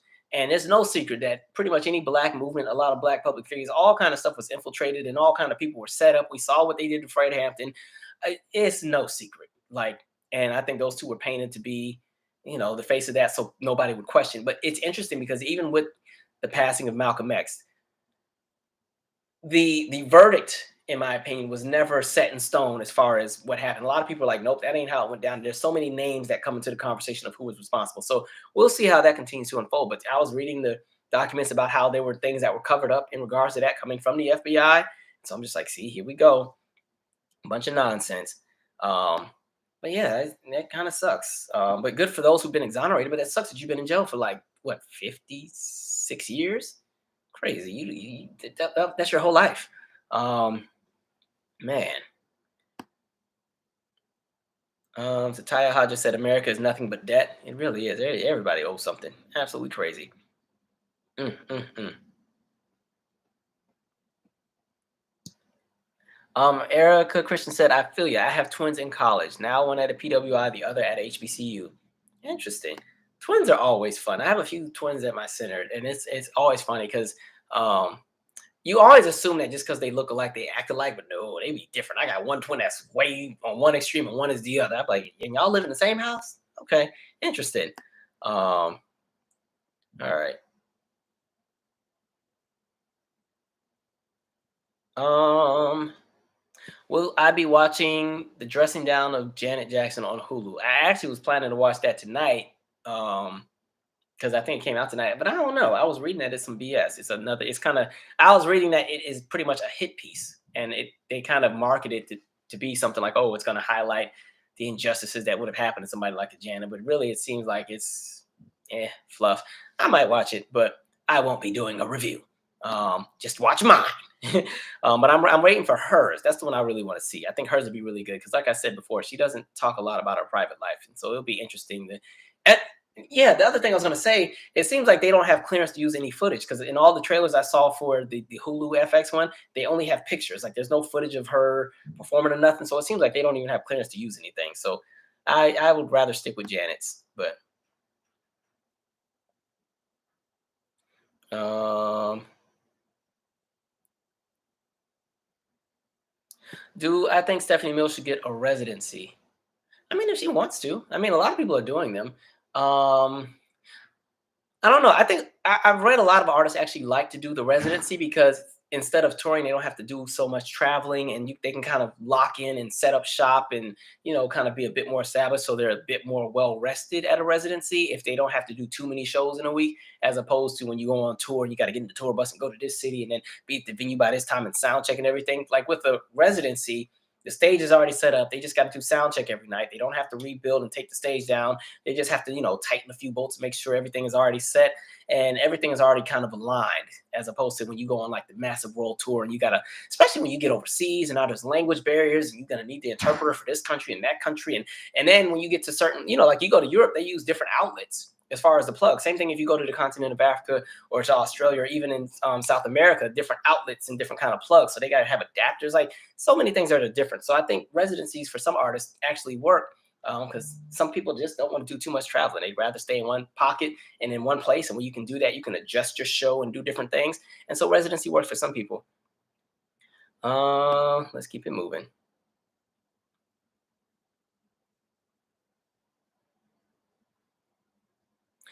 Oh, somebody said, why is Facebook changing their name? And then we verse fire said Facebook wants to expand and be relevant to young folks again. And the thing is, I don't think it's going to be relevant to young folks because social media has changed. And so Facebook for me, I think is something that's for older users. And the premise of Facebook just it doesn't align with what younger, and when I say younger, I'm talking like teenagers do. Like when you look at something like a TikTok is like, you make your little 15-second, 30-second dance video, something.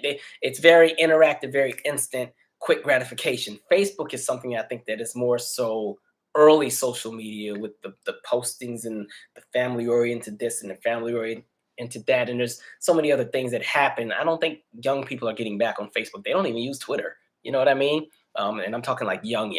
They don't use it. So, every group has their social media. I think Twitter is really like the millennial Gen X app. I think Instagram is kind of a little bit of everybody, but a lot of older people aren't on Instagram. A lot of older people are still on Facebook. TikTok is for a younger crowd, but TikTok is fun to watch. So I think they all have different purposes. Um, oh, sorry, Oh, do you understand? I'm skipping her question. Let me scroll back up. I don't know what you asked. Sorry, the thing scrolls, so I miss a lot of questions while I scroll. Um, let's see if I can find what comment you had. I'm scrolling. Okay, I went too far up.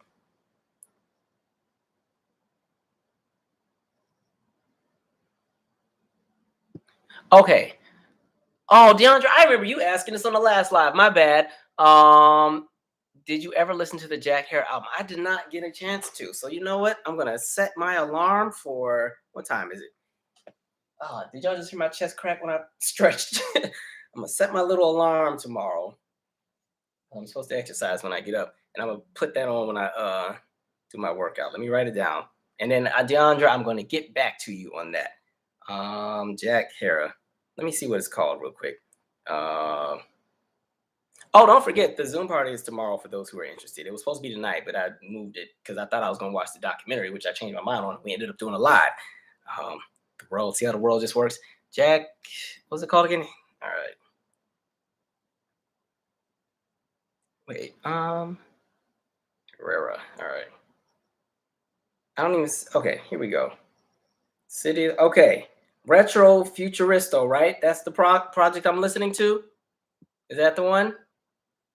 Um, I think that's the one that you Retro Futuristo. That's what we checking out. I don't know. Okay, you'll comment in a second. The thing's delayed. Um, I will post the link to the Zoom party probably after I get off of this. It'll be posted in the community page. All right. Like I said, I always like the Zoom parties. They're fun. Just don't come on there acting crazy because I'm a different Calvin than the live. So come disrespectful if you want to. You'll get your feelings hurt. So come correct, please. We have a good time. Um, all right.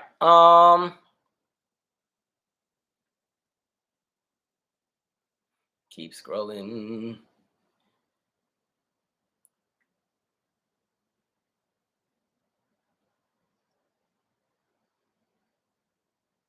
Wait, what's the pro? Oh, y'all are arguing about something. I'm gonna let y'all argue. I don't even feel like doing it. Oh, any favorite burger place? So my favorite right now, I like this place called the Burger Joint, but all the good ones that have closed, I don't know where there's another one at. Smash Burger, they just opened one in Gallery Place, which is actually okay. I don't really know if I have a favorite burger place right now. Oh, no, no, no, no, no, no. I'm lying.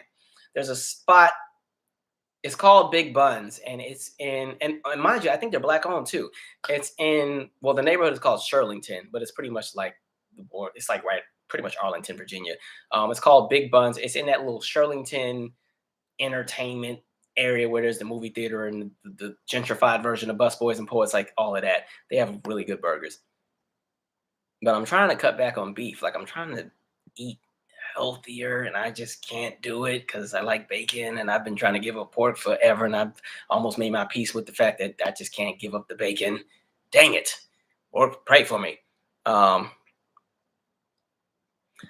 Domo Exo said your Janet Doc was really great. Was really great, eye-opening for someone young like me. Thank you. That was the purpose. I wasn't even trying to paint a picture of what should have happened at the Super Bowl. I just wanted to make something that kind of protects her legacy because everybody always be trying to chip away at it. Um, all right. Denisha Clower said, Calvin, can you do a breakdown of why the 70s funk slash disco music genre sucked for black artists at the time?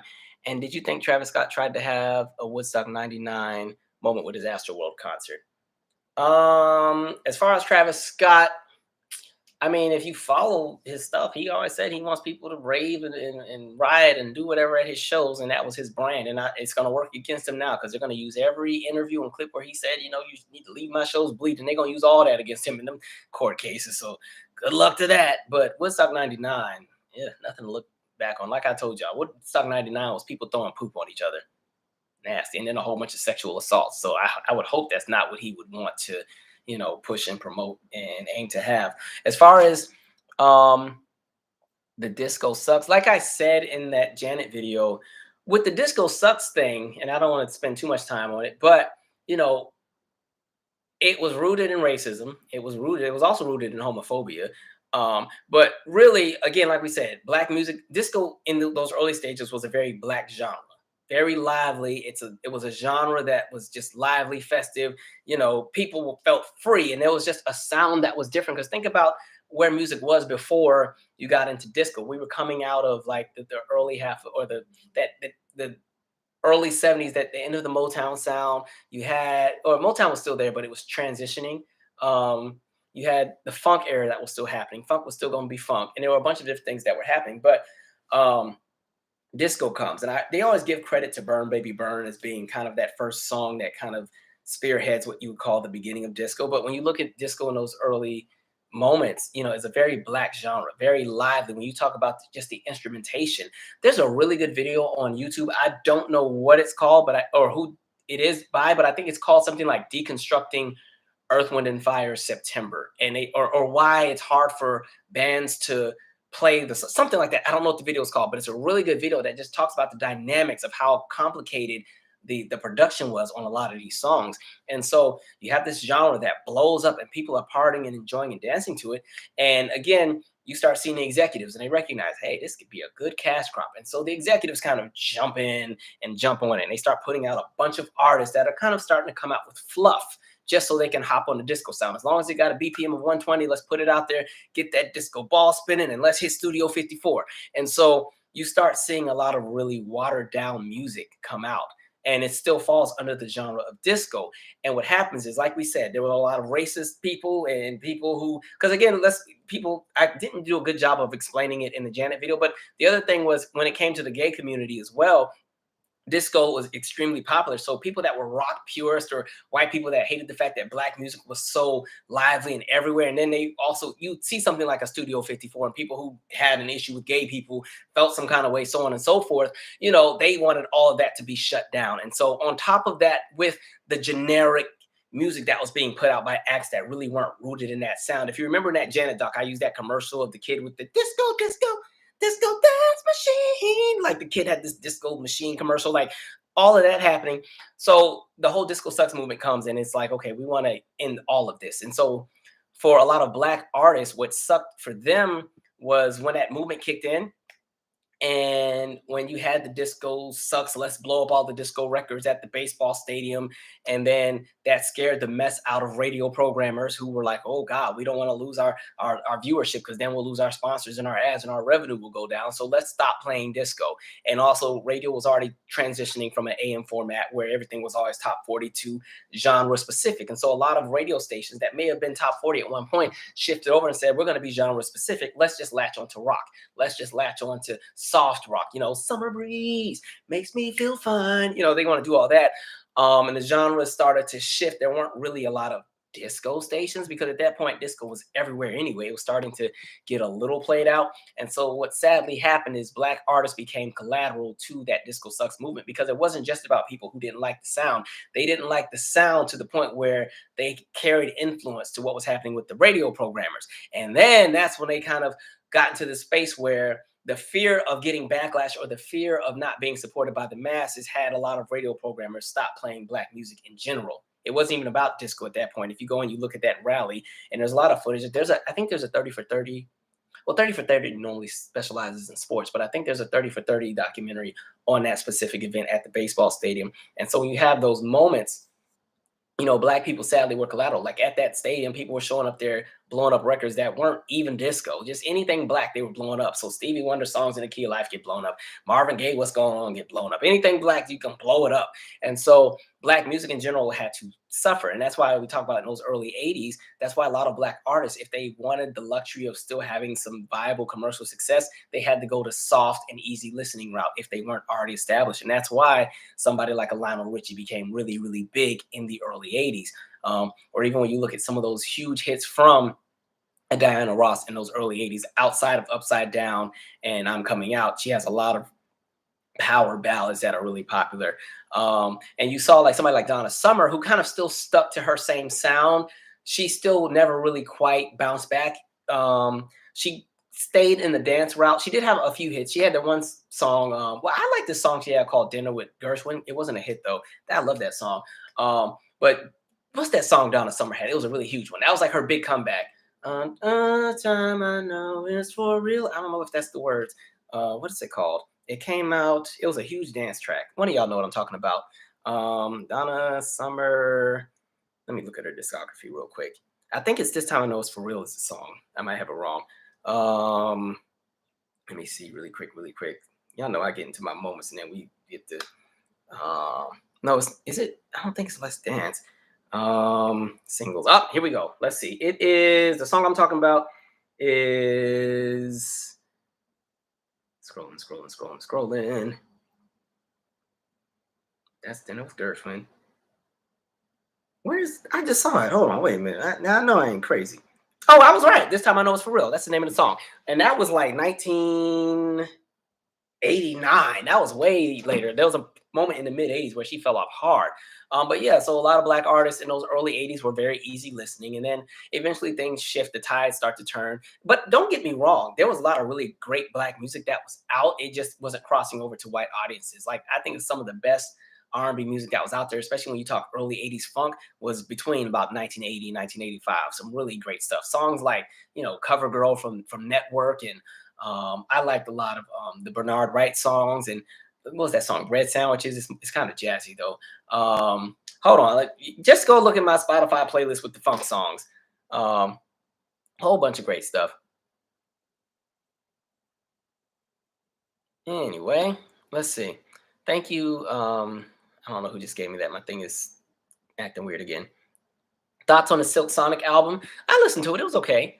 I like the musicianship. I don't know if it's something I play a lot, to be honest. I really do enjoy Anderson .Paak. You guys know he's one of my favorites. I've been gassing him up before everybody started paying attention to him. I'd have to go back and listen to it again. I really do like the instrumentation though. Very nice arrangements. It's cool. I gotta listen to it again though.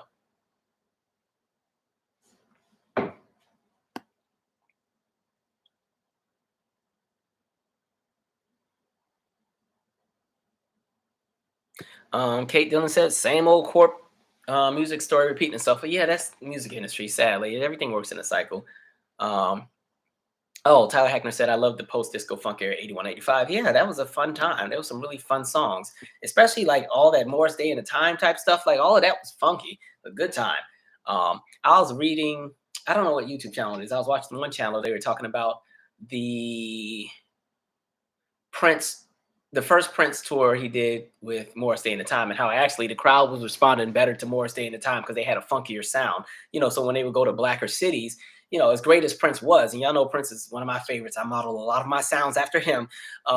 It's different when you go to one of them crowds that want to get lit, and it's hard to, go from, chocolate or fishnet or, cool or the bird or jungle love to let's go crazy.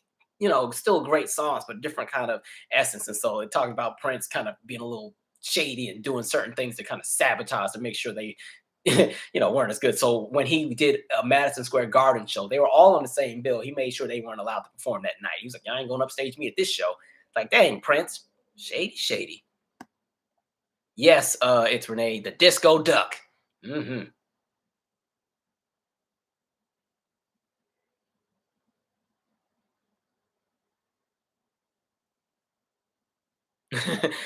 2008 B. Scott said it would be a baseball stadium. Yeah, and if you look at the footage from them blowing up those records, it's just crazy. It's reminiscent of, this is such a stupid comparison, but even like with January 6th, where you saw a whole bunch of crazy people out there, just lunatics, same kind of energy, same kind of people, just crazy. Man, said your favorite Donna Summer song was Radio on the Radio. Mm. That was a fun one. Yeah, Violet Blue. It was This Time I Know It's For Real. I remember that being a really huge song because that was out. I was really young. Okay, can I tell you something? Let me ask you guys, how old? How do I say this? What are your earliest memories? Like, what age were you? I was talking to someone else, and I remember being as young as 2. And somebody said that's crazy. I was like, no, I feel like that's what everybody would remember. Like, I remember things from being 2 years old because when I was 2 years old, that's when I lived in Savannah, Georgia, because my parents were in Korea because of their jobs. And so I had to live with my grandma and my aunts. And I always remember because I remember Calloway had the song "I Want to Be Rich." Remember, "I Want to Be Rich." Dun, dun, dun, dun, dun, Like I remember that song, and I remember being at daycare, sitting next to this kid. I can't remember the kid's name, but I remember us singing it and doing this, and it was supposed to be snack time. And I remember getting in trouble because we wouldn't stop singing it. But like, I remember a lot of the songs that were out when I was 2 or 3. Like I remember all of that for some reason. Like I think I said this on the last live or the last in the news, but I always make checkpoints in my life by what music was out. And so let me see. So you guys are saying 4. Now, by the time I was 4, I remember things very well, but I remember I have some memories from being like 2 years old because I remember being in Savannah. I remember being with my grandma at choir rehearsal all the time because she went to Happy Home Missionary Baptist Church in Savannah, and she was in the choir at the time. And I remember being 2 years old and having to sit down while they would sing and rehearse. And I knew if I would cut up while she was singing, she was gonna come down out of the choir stand. And my cousin Brandon was there at the same time because he was a year and a half older than me because he was about 3.5. So I remember that so vividly. It's interesting. Yeah, I just remember that. So where did I get? Oh, because I was talking about This Time I Know It's For Real. I remember hearing that song as a kid, but by then it was a little bit older, or it had been out for a longer time. But man, I remember that. Mm, mm, mm. Anyway, oh yeah, JR 7779311. Yeah, that's the funky one right there. That's did I tell you I saw Morris Day in a Time in 2017 when I was in Dallas. That they were lit too. They were killing it, and they still sound exactly the same. And this when it comes to the funk, some people either have it or they don't. And Morris Day in the Time, they got it. They can't fake it. I mean, they know how to crank it. Oh.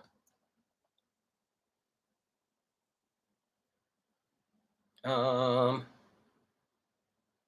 what did I miss? Y'all been fighting all night. I'm over here all bubbly in a good mood, and y'all in here cussing each other out in the chat. What did I miss?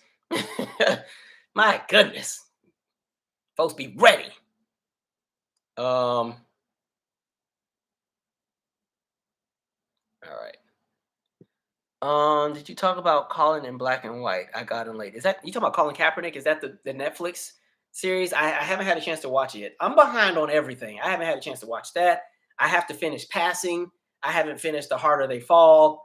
Like it's been a long little 2 weeks for me. So I just when I get a free minute, that's when I can lock everything in. Um, oh, I forgot about Working Hard for the Money.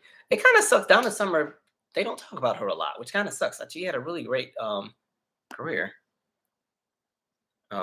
Anyway. Oh, y'all over here and talk about vaccines. I ain't even doing that with y'all. Y'all have fun in those arguments. Nope. Um, let's see.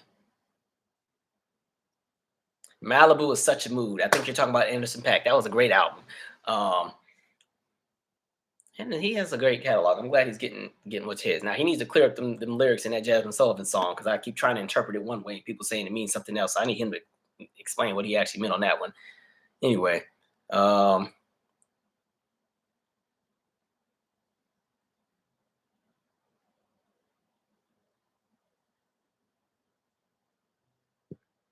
Oh Lord, y'all about to do these. I'm not doing these fights with y'all tonight. Y'all have fun. I ain't doing it. Not I, said the cat. All right, so you guys said 3, 4. Some of y'all said 5. I have a coworker I know who doesn't remember any of their childhood, but it's because there was sad things that happened, so they don't remember like any of it. There's like a handful of things they remember. I'm like, wow, interesting. It's so crazy how we all have such different experiences.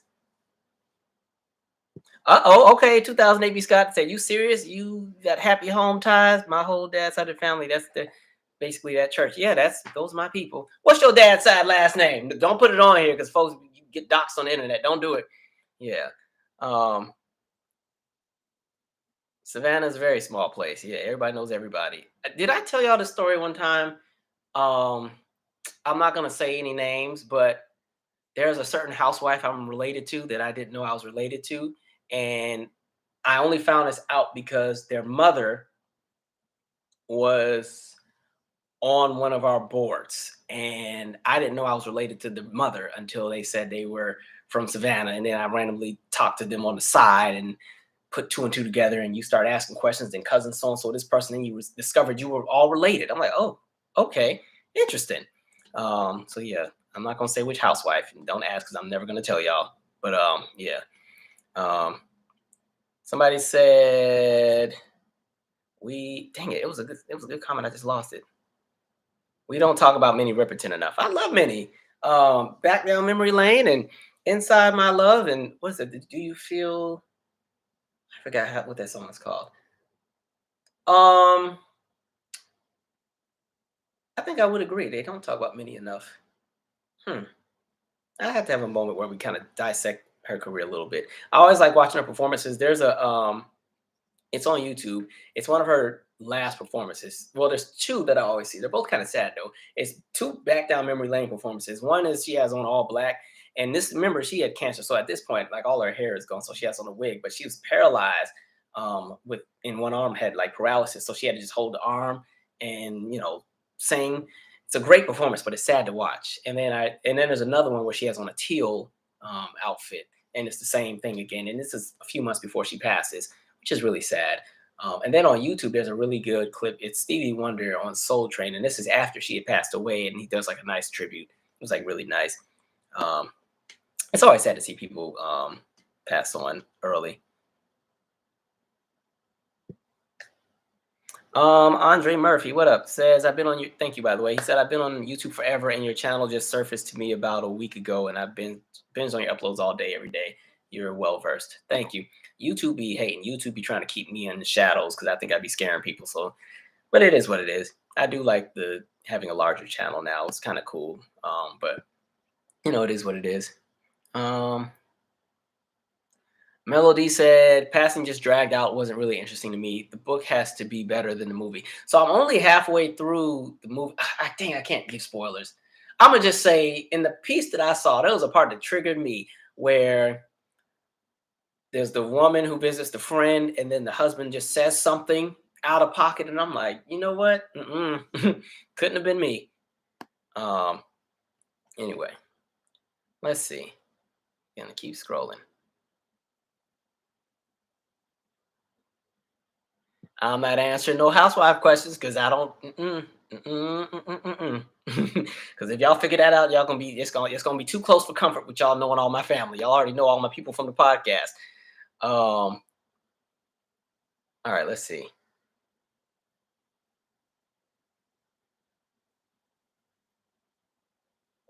Didn't Donna Summer get in trouble because of homophobic comments? I've read that, but I also read it wasn't true. But I think what sucked is if like back in the day before social media, if something popped up with your name in it and like with rumors, it was hard to break out of them because there's no way to really address them unless you go and address them. But then if you address them, you bring attention to them. So it's kind of like I think I talked about it in the so what happened, but even like the rumor with Janet giving Tupac an AIDS test, like that rumor floated for you. People still believe that one. People be mad. Some folks like, I don't like her because she ain't down for the black people. That she was gonna make Tupac take an AIDS test. And I'm like, but it never happened. And John Singleton told y'all that's what they did to kind of generate buzz and stir up and so on and so forth. But there's no social media to address that. And then it didn't help that he was like, yeah. And then when the movie was done, she changed the number on me. And it's like, well, she was secretly married, and so it is what it is. So funny. So I don't know if that's true or not. It could. I read it wasn't true, or she denied all of that. But who knows? Um, Pamela Smith Creek says I can remember things at 2 years old. Also, I remember the song "Stop in the Name of Love" by the Supremes. I'm telling my age right now. That's all right. And nothing wrong with getting older. We all got to. At some point, we all got to get older. We don't get to be young forever. I'm learning that the hard way because my knees be hurting now. Look, in my next music video, I don't know if ain't gonna be no dancing in that one. We're gonna be sitting in place. um, oh, that's a good one. Les Floor, Cody Conyers, Mini. That's a good one. What up, Christine? Christine, are you still doing your station head show? She says hi. It's Christine IRL from Station Head. If you guys are still using Station Head, check out her channel. I don't really use mine anymore because I just ain't nobody was on it. So I was like, I ain't about to sit on this thing for 2 hours for 3 people to be on here. I'll just stick to YouTube. But Station Head, I still think is a cool idea because you can play music and stuff, which is pretty dope. I can't do it the way I want to on YouTube. Like sometimes I want to do all kind of music related stuff, but YouTube is so pressed about content ID match and they snatch your stuff down so quick. You don't want to get too many little community strikes because then they'll yank your page. Letitia Hall, I did watch the Bee Gees doc. I did. And they did a great job of talking about the whole disco sucks movement and how that affected them as well. Um, Carrie May 94 said everybody from Chicago. I don't have any family from Chicago that I know about. There might be somebody there. Actually, no, I'm lying. I take that back. My grandfather's side has some people, but I don't know them. Like I didn't meet my grandfather till I was 8, so most of his side I don't know very well. Um,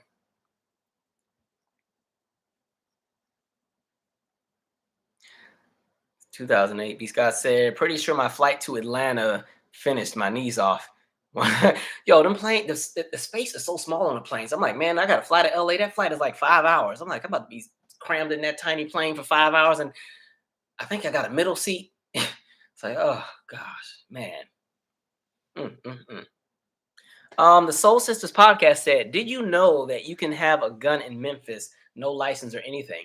You know what's funny? I think the fourth YouTube video I ever made was when they decided that you could have your guns in bars and everything. I remember I made a video about it. This is in the early stages of when I started the channel, and I didn't realize there were so many Second Amendment disciples out there, and they chewed me out. They weren't having it with me. I was like, all right, let me not talk about guns anymore on this channel.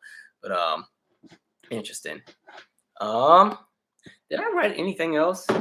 No, that's pretty much it. I didn't have a whole lot for you guys. Somebody asked, was I going to be watching the AMAs? Probably not. I saw the lineup for the performers. Ain't nobody on there I want to see. I was like, where the black people at? They ain't got nobody. It's a little, I don't know about that. But I will watch the Soul Train Awards. I'll probably do a review of that. Let's see. Grandmama used to say,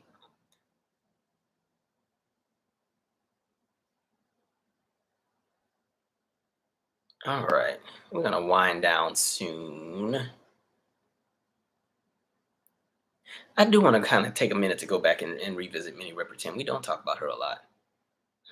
I still got to finish my R&B is Dead too.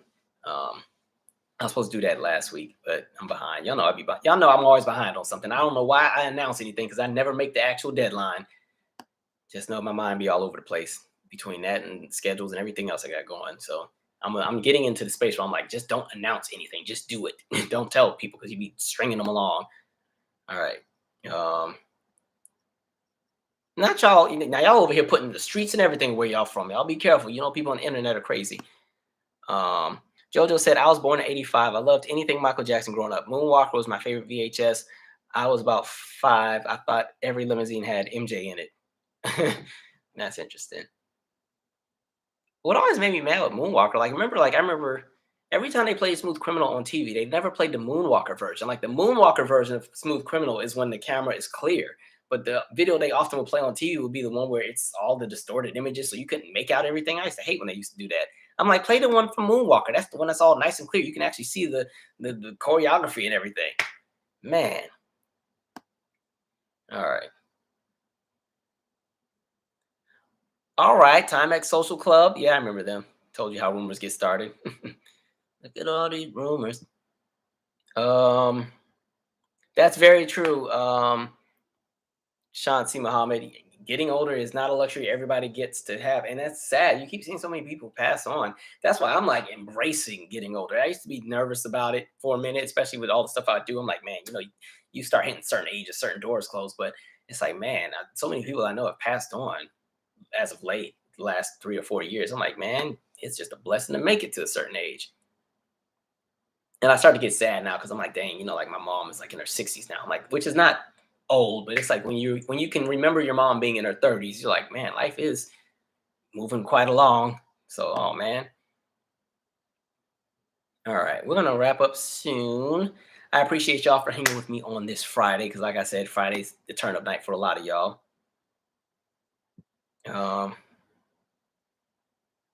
Misfits 89 said, getting older for me, it's a privilege because I had to fight to stay in this world. It showed, especially as black folks, you got to, with everything we got going on. It's a miracle. You make it every day. Melissa Lanford said, can we turn this into a slumber party? I already got the Zoom party tomorrow. Look, y'all just got my whole weekend. And got the live tonight, Zoom tomorrow. And my friend's baby shower is tomorrow as well. I'm going to be tired. That's all right. Terracotta Kim said, get up hourly and walk around. You know what's crazy? In the field that I work in, I walk around all day. I'm not really sitting too often. So I'm really on my feet a lot. But I think Oh, you're talking about on the plane. You're right. That's right. Get up early and walk around. See, I'd be nervous because I'm always afraid when I get up, that's when we're gonna hit turbulence and I'm gonna hit my head on the ceiling of the plane or something. Now, ever since I saw what's that Denzel movie? Ever since I saw that movie, I was like, all right, let me make sure I stay in my seat. Oh, Tanika Johnson said New Edition is performing. That's for the AMAs. Yeah, I saw that. Them and New Kids on the Block. I mean, I might watch that part, but I don't want to sit through the whole thing. The award shows are too long anyway. Y'all already know. For me, it's the Soul Train Awards. That's the one I go hard for. I'll watch the BET Awards. Sometimes they get it right, sometimes they don't. Those are the main two that I will sit through all the way. VMAs, you can't get me to sit all the way through anymore because it'd be dry. Um, Royal Jenkins said a lot of new black artists in country music. I saw the one guy had won an award. I think he's the same guy that was on Dancing with the Stars. I don't remember his name. I saw he won something. But I mean, country black people, that's our genre too. We started that as well. It just kind of shifted over and became the face. Other groups became the face of it, but that was us too. Just be doing everything.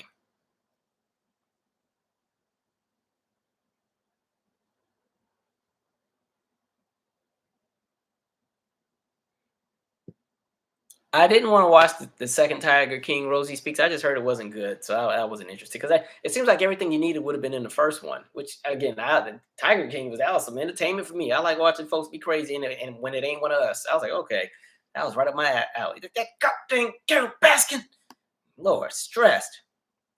Yeah,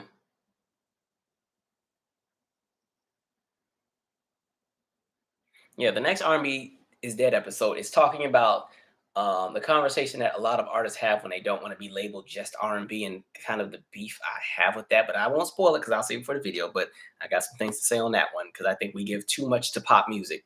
And it kind of jumps into a conversation about pop music having two different layers. Layer one is the actual sound, but layer two is that more so the pop model as far as the machine or the industry practice. So yeah, it'll be an interesting episode. I don't know when it's coming out, but it'll be out soon enough. Somebody said, name a genre we didn't start. Violence. uh, yeah, Tiger King 1 had a lot. And that remember the person who their arm got bit by the what was it, the crocodile or alligator, and they were supposed to go get the surgery, but they wanted to go back to work. So they just let the doctor cut their arm off so they could get back to work. I was like, y'all look crazy. Ain't no way. Oh, Cardi B is hosting it. Okay. It might be something interesting. Heavy metal. I bet we can find somebody that started that too. I mean, heavy metal, I guess, is a subgenre of rock. So I guess y'all can have that one. But there's a heavy metal group that did a cover of Prince's 17 Days. What group is that? And they had a black guy in it. What is that name? What is that group called? I don't know why I asked y'all that. Ain't nobody gonna know that. I'm gonna look it up and figure it out later.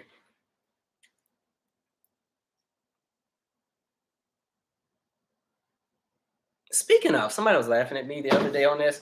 All right. I don't know if you heard my podcast. I don't remember what episode it was, but in my podcast, I talked about how as a kid, I had seen every episode of Golden Girls without seeing every episode because every time I got in trouble, my mom would make me sit and just face the wall for just 1 to 2 hours sometimes. And so Golden Girls would always be on TV, but I couldn't see it. I could only hear it. So I saw all the episodes just by hearing it. And so I remember I was watching, this is when we were going into the new millennium. It was like going from 99 to 2000. BET had this special on where it was, the 100 greatest videos of all time. And so they played Vanity Six, Nasty Girl. And for some reason, I thought Brenda, the white lady from Vanity Six, I thought that was Blanche from Golden Girls. I thought they were the same person. I thought that was just the younger version of Blanche. I had no idea. And then I can't explain it because I don't watch the show enough, but like the character Blanche, she's kind of like the sexually free-spirited one on the show. And it would have made sense. It sounds like, yeah, that's the lady from Vanity Six, Nasty Girl, right? And my mom was like, because I was watching they were going through, the 100 greatest videos. And so they played the Vanity Six thing. And I was like, Mom, isn't that the lady from Golden Girls? My mom was like, what? I was like, that's the lady with the short hair from Golden Girls. That's the lady on the thing. My mom was like, what are you talking about? I'm like, all right, Lord. What's the lady's name? What's the lady that played Blanche? I don't know her. She had the red hair and she was in Fighting Temptations. I don't know what's her name. because it's not Betty White. Yeah, my mom used to watch Golden Girls all day, and that if you want to talk about a show I hated as a child, that was torture to sit through that. I guess it's probably funnier now because I'd understand the jokes, but as a kid, oh, there y'all got it. Rue McLennan, Rue McClellan, Rue, Miss Rue. All right, there we go. That's kind of like when I told y'all I thought on Lamb Chops Play Along, the white lady with the curly hair. I forgot her name too. What's her name? What's her name? The Lamb Chops Play Along lady with the curly hair. She's dead now, but what was her name? Uh, Her name, what was that woman's name? Shari Lewis. I thought she was the lady that sang the Electric Slide song. If you go back and watch them shows, they have the exact same tone in their voices. And I, as a kid, anytime the song came on the radio, I just knew that in my head, it was Shari with the lamb chop puppet singing the Electric Slide song. I just knew that they were the same. It's so funny. Like, as a kid, your innocence, you just be putting stuff together. Like, man, all off the just out of pocket. Rakai said, Calvin, what's your best Janet tour? Oh, for me, it's always Velvet Rope. No ifs, ands, or buts. So I was just fighting with somebody about this on Twitter because they were trying to say the All For You tour was better. I was like, no, it's not. It's not. It's bigger. It's a bigger production, but Velvet Rope is just well oiled and perfect. All For You is cool, but Velvet Rope is my favorite tour that I've at least watched on tape. As far as what I've gone to, it's between Rock With You and State of the World second leg, because the second leg was very different from the first, and I went to both because second leg was at Essence. Rock With You mainly because that was the first time I got to see her, and that was that. I feel like that's the show where she was hungry for it, but the world just wasn't hungry for her at the time. But it was like a 2 hour and 40 minute show. Like it was just she did like every song you can think of, and I love that show. It was really good. But I think State of the World is a really great show as well too. And now that she's older and she still dances, but she doesn't dance as hard. I think the choreography on the State of the World tour was very smart for what she still does. So I think it worked. And the band was better for State of the World than Rock With You because Rock With You was a smaller version. Thank you, Morgan James. Wait, no, that's not what I'm talking about. But let me see. Morgan James covered 17 Days in 2020. Let me look that up. That's not the band I'm thinking of, but I'll take it. Let's see. See, we all get to learn something on here together. Morgan James. 17 days. Oh, okay. I'm gonna check that out. All right.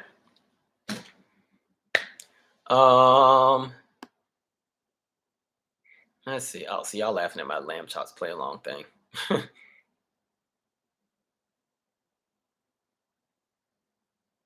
E. Allen said, my mom says my eyelashes look like lamb chops.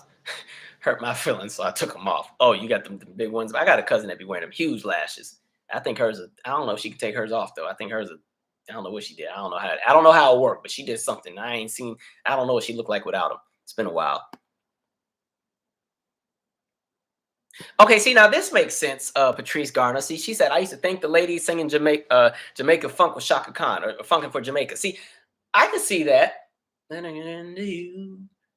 I can see that. Yeah, that makes sense. That makes sense. I can see that. Okay. Um, I wish I could have seen the Velvet Rope. I've seen All For You tour and State of the World tour. Yeah, Velvet Rope is what made me a fan. I watched that and was hooked ever since. See, y'all can't get me to shut up on Janet. I'd be trying to not talk about her as much because I ain't trying to annoy the people who don't care for her. But sorry, it is what it is. All of my favorite entertainers are dead that I grew up on, minus Janet. I mean, I have other favorites, but like the ones I was crazy over, like Whitney's gone, Michael's gone, Prince is gone. I was a big TLC fan, and Left Eye's gone. All I got left is Janet. I still like a lot of other people, but those were the ones I went hard for. So I'm going to always gas her up at every moment.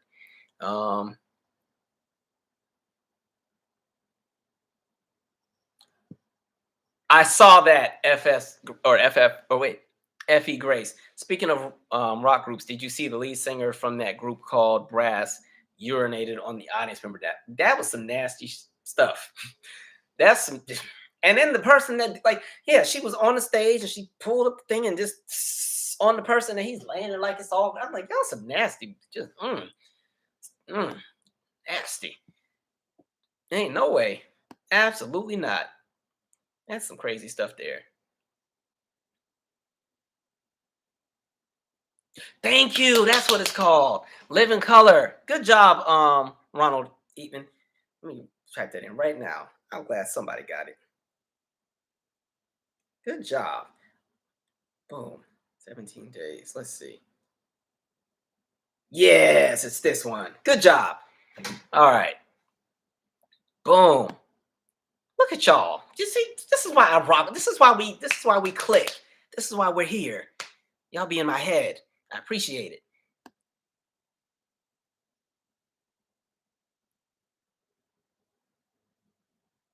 God's Child 3341 said Jennifer Holiday or Jennifer Hudson. I mean, I know Jennifer Holiday had other solo music. I only know her music from, I guess, what she did with Dreamgirls. I appreciate all the live performances. I would lean towards Jennifer Hudson, and I think that's more of a generational thing, just because Jennifer. I remember following Jennifer like with American Idol because the one time I voted on American Idol is when she got sent home. I said I've never voted on this show again because I used to actually watch the show and really believe that it was just a great idea. Because I remember she had performed "Weekend in New England." This is Barry Manilow song. Jennifer Hudson killed it, nailed it. The next night they had that bottom three. It was Fantasia, Latoya London, and Jennifer Hudson. And I thought Latoya was going home. I thought it sucked. I was like, what the heck? But and then they sent Jennifer home. I was like, dang, that was messed up. And I remember Jennifer had this song that came out shortly. It was a song called Stand Up. I was like, she sounds amazing. And then she had a really good cover of Gladys Knight's Neither One of Us, or Gladys Knight the Pips, Neither One of Us. And I was like, yeah, she is amazing. So I'm not as familiar with Jennifer Holiday. I only know her for what she would have done with Dreamgirls and a few other appearances and stuff over time. But they can both coexist together. I like when they did the performance together at the BET Awards that time. Serenity's 6831. I'm going to post the link for the Zoom party as soon as we get off of this live. I still need to watch King Richard too, I guess.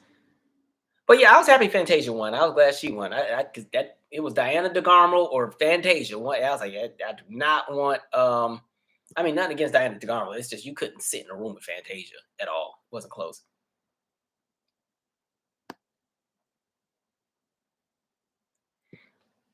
Chrissy said we still have Stevie Wonder. Yeah, we still have Stevie Wonder.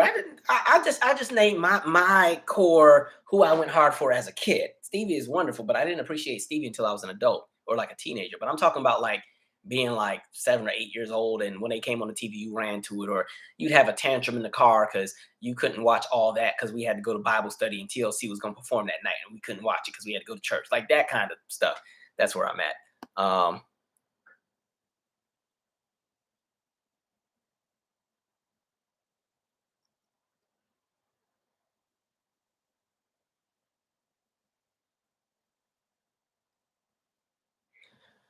All right, we got to wind down soon.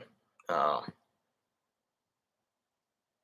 Wait, what? I didn't see this part, Shanti. And then she says, yeah, and the guy spit it on the crowd. Y'all some nasty, but oh, okay. That's about the lady peeing on the dude's face at the concert. And, I'd fight somebody. I'd catch a charge that night over that one. That's some nasty stuff. Oh, that's nasty. It's so nasty. It's so nasty. Oh, all right. Wow. Wow. Wow. It's like Deborah Wilson when she used to do Oprah on Mad TV. Wow. Wow. I don't know if I ever saw that Mad TV clip where it's Oprah how to manage in the failing economy. And Deborah Wilson is so funny with like her inflection. She buy a mountain. It's like you sound just like Oprah. This crap is hilarious. What up, Raywin? Um buy a mountain. All right. Patrice Garner, name a song you recognize immediately after hearing the first few notes. Honestly, that's most songs. Like most songs you played, I probably already know it. Like I could definitely win on Beat Shazam as long as as long as they don't get into some of the current songs that are pop. I'm not as familiar with a lot of the pop songs that are current anymore. I'd lose with that, but all the other genres, I'd kill that game. I'd love to go on that show. Um,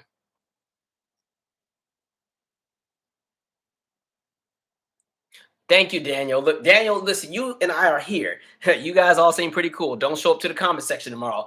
I'm not gonna be looking at the comment section tomorrow. Like I've already learned how to make my peace with YouTube. I say my 2 cents, and after day one, I don't really look at the comments because by then it's no longer subscribers. It's general population that come in there ready for war. It was so funny. I just saw a comment on the Janet doc where somebody's like, "You only made this to hate on Janet." I was like, "Clearly you don't follow me because if you knew, you know what I mean." And I feel bad because sometimes I don't get to everybody's comments, but yeah, for my own peace of mind, especially when we talk the heavy stuff. No, there's some days after day one, day two, I'm not about to go back and look at comments because I already know what kind of comments are on there. So why subject yourself to being called every name in the book? But it kind of sucks because sometimes there's people that leave really great comments and you may not discover them for months. You know, some days I might go back and check something because every now and then, like when I check my YouTube thing, sometimes the only thing I don't like about having a channel for so long is people will go back and dig up a video from years ago and be mad about something you said. I'm like, I don't even remember what I said. And then I go back and watch the video. I'm like, oh, you tripping. I'm still right. But all right. This has been fun. This has been a nice little quiet night. I thought I was gonna be on here cussing out everybody in the chat section because I just knew it was gonna be troll galore out here. But man. Spit it on the crowd. That's so nasty. Jennifer Lopez, she always doing something. I ain't worried about J Lo. Um,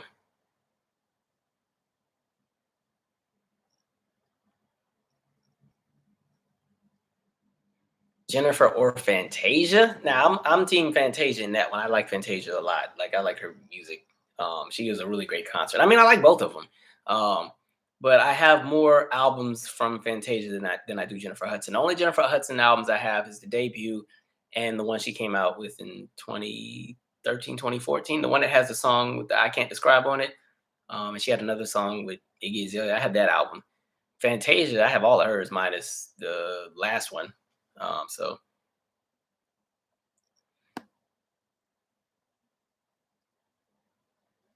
all right.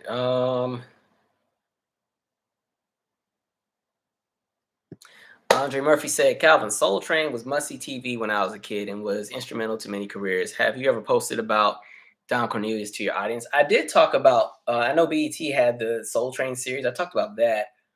I can't remember if I talked about Don Cornelius when he passed. I honestly can't remember. But yeah, Soul Train. It's crazy. People always think Soul Train was only jumping in the 70s, but even as a kid in the 90s, it was still a thing we were watching. I still remember the theme song, that mid 90s, late 90s one. Do you like to dance? And it had like the cartoon train going. Like I remember that. And that was around the time they had the different celebrities hosting every week. So one day it'd be Countess Vaughn, and then it might be Bill Bellamy or somebody. So I still remember all of those episodes.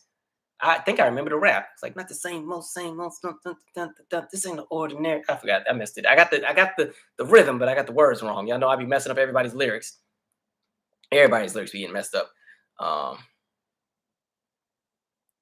right.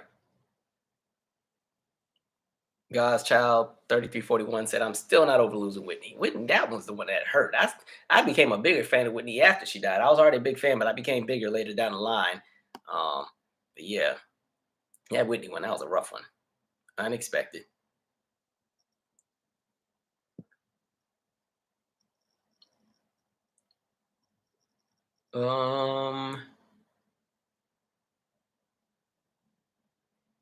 Let's see. I remember Shamar Moore hosted too. Yeah. Yeah, that cartoon train. I remember that.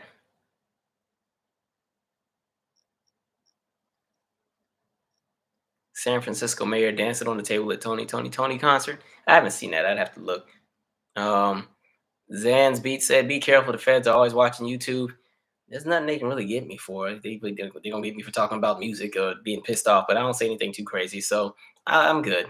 They would have got me by now. It's been 10 years. I ain't saying anything crazy. There's other people that call for certain things that happen. I don't do nothing like that. So yeah, I'm not worried about stuff like that. This channel is a place of love with some reality and some harsh talk on occasion. Um, that's kind of like, remember when they were having that whole, what was it, the black identity extremist investigations where they were going and getting people who were labeled black identity extremists. Look, if they were gonna get me, they would have got me then. How do you feel about the Whitney hologram? I mean, I don't support it. I talked about it on the last in the news video, which I think is the last video from this one. No, no, the podcast, and then that was the next video. Yeah, it was a money grab. I ain't like that at all, at all. Mm-mm-mm. Yeah, I just think that was messed up, and I think there's ways to preserve a legacy, and then I think there's ways that are more so rooted in just getting money. And my beef I had with the hologram thing was I just feel if you're gonna do the hologram, invest the money in figuring out how you can utilize footage of that artist and turning it into a hologram if that's possible, as opposed to getting some random Joe off the street, dressing them up to look like the entertainer, turning them into hologram, and then put them on a stage, and then here, this is that person, and then you charge people $300 for it. Like, please, you know. And so, absolutely not. Oh, hello, David Duke. Here come a troll. You know they're gonna find their way up in here. Monkey noises intensify. All I know is y'all always want to talk about monkeys, but monkeys have thin lips, and it ain't us that have thin lips. So try again. Anyway, and so yeah, with the Whitney thing, I guess there's other things they could do. You know what I mean? Oh, I did like Fantasia's Lose to Win. That was a good one. That whole album was really, really good. That's the Side Effects of You, right? That was a nice album. Very nice. I want more of her projects to sound like that. It was a really good approach at like an R&B contemporary album where it was like traditional Fantasia, but it was other things as well. Like that was really dope. That's why I didn't care for the last two albums because I think she kind of lost her direction. She's still amazing live though, like super dope. All right. Anyway, oh, y'all responded to me addressing whatever person that was. I don't know why people be trying to come after me. Like, you realize I'm quick on my feet. I'm always ready. I try not to be that kind of person, but don't come after me. I always got time. All right. Ashley B, how do you feel about Tina Turner suing her impersonator? I don't even think that's Tina. I swear that's somebody in her team doing that because I don't even think Tina would be in the know of that. Tina seems to be in her own bubble of peace, away from everything. She don't want to be bothered. She ain't coming to. She wouldn't even come to America for her rock and roll induction to the Rock and Roll Hall of Fame. She don't care about none of that. She is over there in Switzerland with her husband chilling. I think somebody on the team brought it up and said, let's make a thing about it. Because again, she already sold off her music rights and everything else like that, or the royalties or her master she sold off, I mean, and everything else like that. She's already said she's not touring anymore. The documentary she released is supposed to be like her goodbye to fans, and she wants to live a quiet life. So I don't see her being pressed about, pretty much a tribute show and saying, "Oh, it's too close and people are going to think it's me." It doesn't seem like something she would do. Plus, Tina already had a rough life. Tina's going to be Tina. Let her live her last days in peace and serenity. Some people don't really rock with her because they like she don't claim us like that. But the deck of cards that she was given, just celebrate her while she's here. I think she's amazing, phenomenal entertainer. I always say there's two Tinas I enjoy. I enjoy the Ike and Tina, but I also even the later Tina that did the rock. I still rock with that. I think Private Dancer was a nice album. There was some great songs on there. I didn't care too much for it's the next album that came out right after Private Dancer. What is that album called? It has Typical Male on it. What is it called? I didn't care for that album. Tina Turner album. What is that album called? Let's see. It's called. I mean, it wasn't a bad album. It still went platinum, but it just wasn't. I just thought there were better albums she had. Break Every Rule. I wasn't too crazy over that tour or that album. The tour was cool though. But yeah, she has some great stuff. I think my favorite concert tour of hers is actually when she's older, when she's like 60. That 24/7 tour was a dope one. Like that was an amazing show, and that one's from Wembley.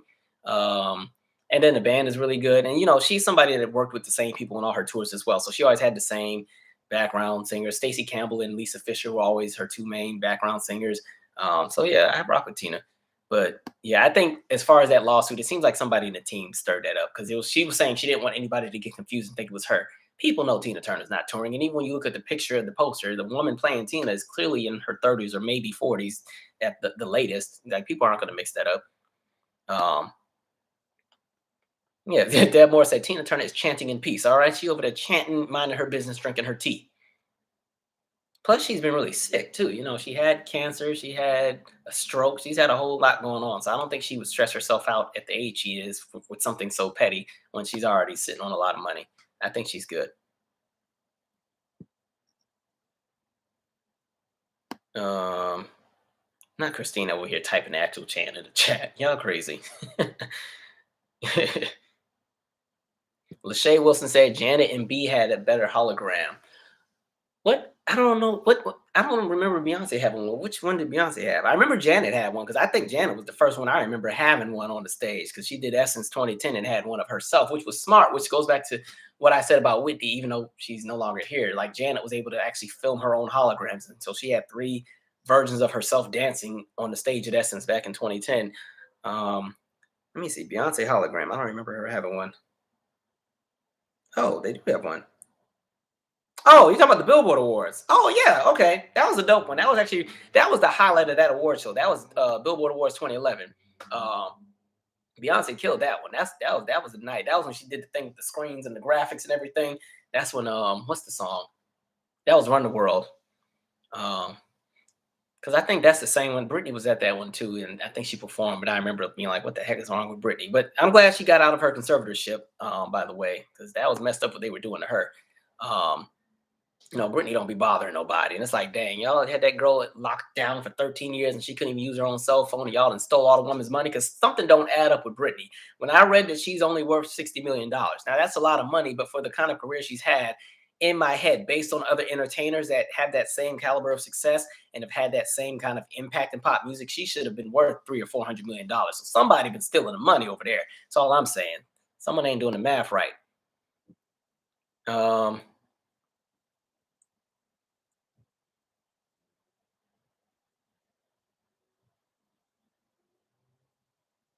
What are your thoughts on Tiana Taylor playing Dionne Warwick? I actually support it. I like Tiana Taylor because she has an appreciation for people from previous generations. And I think she's an entertainer that I think I've never seen her do anything terribly. Everything she's done has been good, which I like. I like her. I like how her family, I like her and the husband together. He was really good on Dance with the Stars. I really like her a lot. It kind of sucks that she's retiring from music, but I think she would be able to play Dionne. She kind of favors her. She can sing. I know Dion is a special kind of voice right there. That's going to be a hard thing to emulate. So I don't know what the plan is, but I think Tiana's a decent choice. Yeah, I like Tiana Taylor. She's really dope. She's kind of slept on. I wish she would have had a bigger music career because she can do a bit of everything.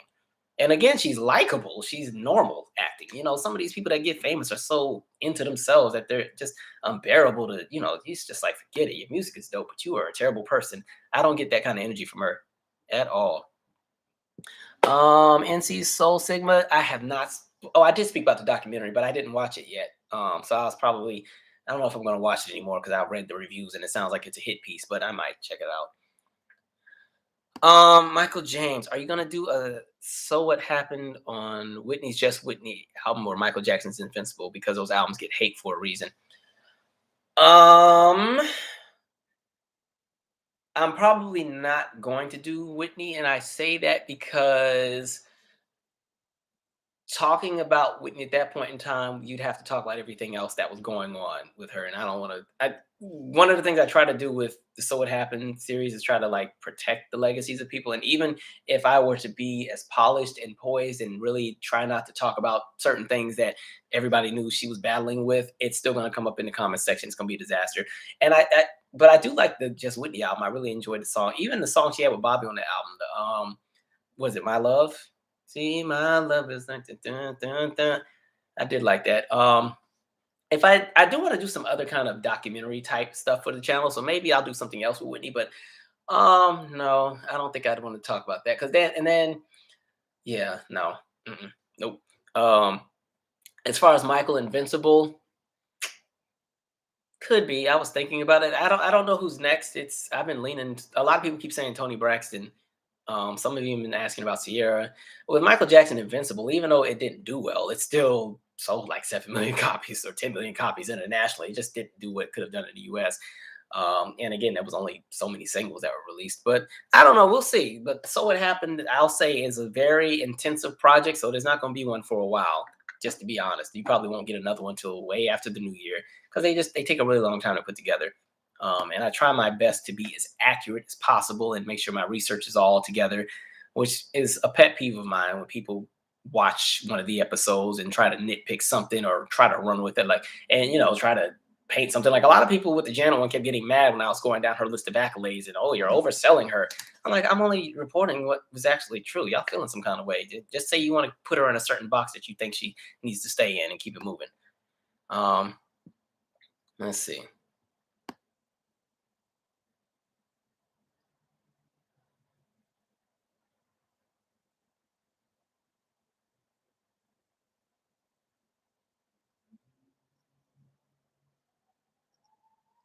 Oh Lord, now my building alarm is going off. They can fix it. I ain't got time.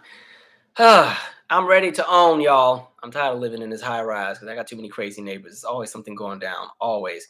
Nathan Moore said they locked her up, doped her, and controlled her and took her money. Like, they did Brittany wrong, man. Did that go wrong? Hopefully she's able to bounce back and she'll be well enough to function in society. Um,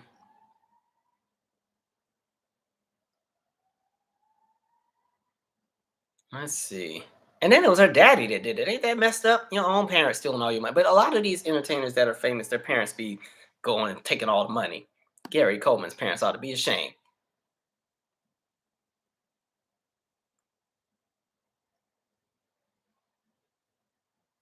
Um, Ashley B said, "Look, these prices have me ready to own too. I'm over it. I'm like, y'all got me paying, I ain't saying how much I pay in rent, but I pay way too much just to live amongst some chaos because that neighbor I got next door, Lord. Um, all right, guys, I'm gonna wind down. Plus, my building alarm is going off. I don't know if y'all can hear, but I can. I just need to make sure my building is not on fire. Um, because I told you that it happened twice before. That girl that stayed across from me set her kitchen on fire twice in 2018. I was so annoyed. And I remember the first time, it was when I was still working on the album or the hardcover, and I hadn't had a few of the songs backed up and stuff yet. I remember I ran right past her apartment to get to mine because at least the way that the building is set up, if your unit catches on fire, it's only going to stay in the unit. It's not going anywhere else because of the way that the building's built. But man, I ran right past her apartment with all the smoke and ran and grabbed my little laptop and the little if you got Pro Tools, you got this little eye lock thing. I grabbed that eye lock thing. I was like, I didn't work too hard to lose any of this. So if y'all only knew what went behind the scenes of that album. Anyway, this has been good, guys. I am going to call it a night. I'm gonna let y'all know. Well, some of y'all will be on the Zoom party if you come on. So yeah, she kept set the kitchen on fire twice, and the first time was making French fries. I was so pissed off, annoyed. You want to know how pissed I was, man? Then the whole hallway smelled like just char and soot for like 3 days. They had to go and repaint and rip the carpet up. I was pissed, man. Mm-mm-mm. But all right, you guys, stay safe. I'll see some of you at the Zoom party, and then I know we talked about the book club. I haven't picked a book yet. Some of you guys have given me some suggestions. You can still put some in the community page. I will hopefully have a book selected by the time we come back from Thanksgiving, and then we'll start. And the way that I'll do the book club is we'll probably just assign 2 or 3 chapters, and then we'll do the book club on the Zoom as opposed to live. That way, you guys can give all your insight, and we can all just have a great little powwow and all that great stuff. All right. Anyway, you guys stay safe. I am out. Say a prayer for me and these neighbors because I'm about sick of everybody. It's about to go down in a minute. So I'm out. Good night.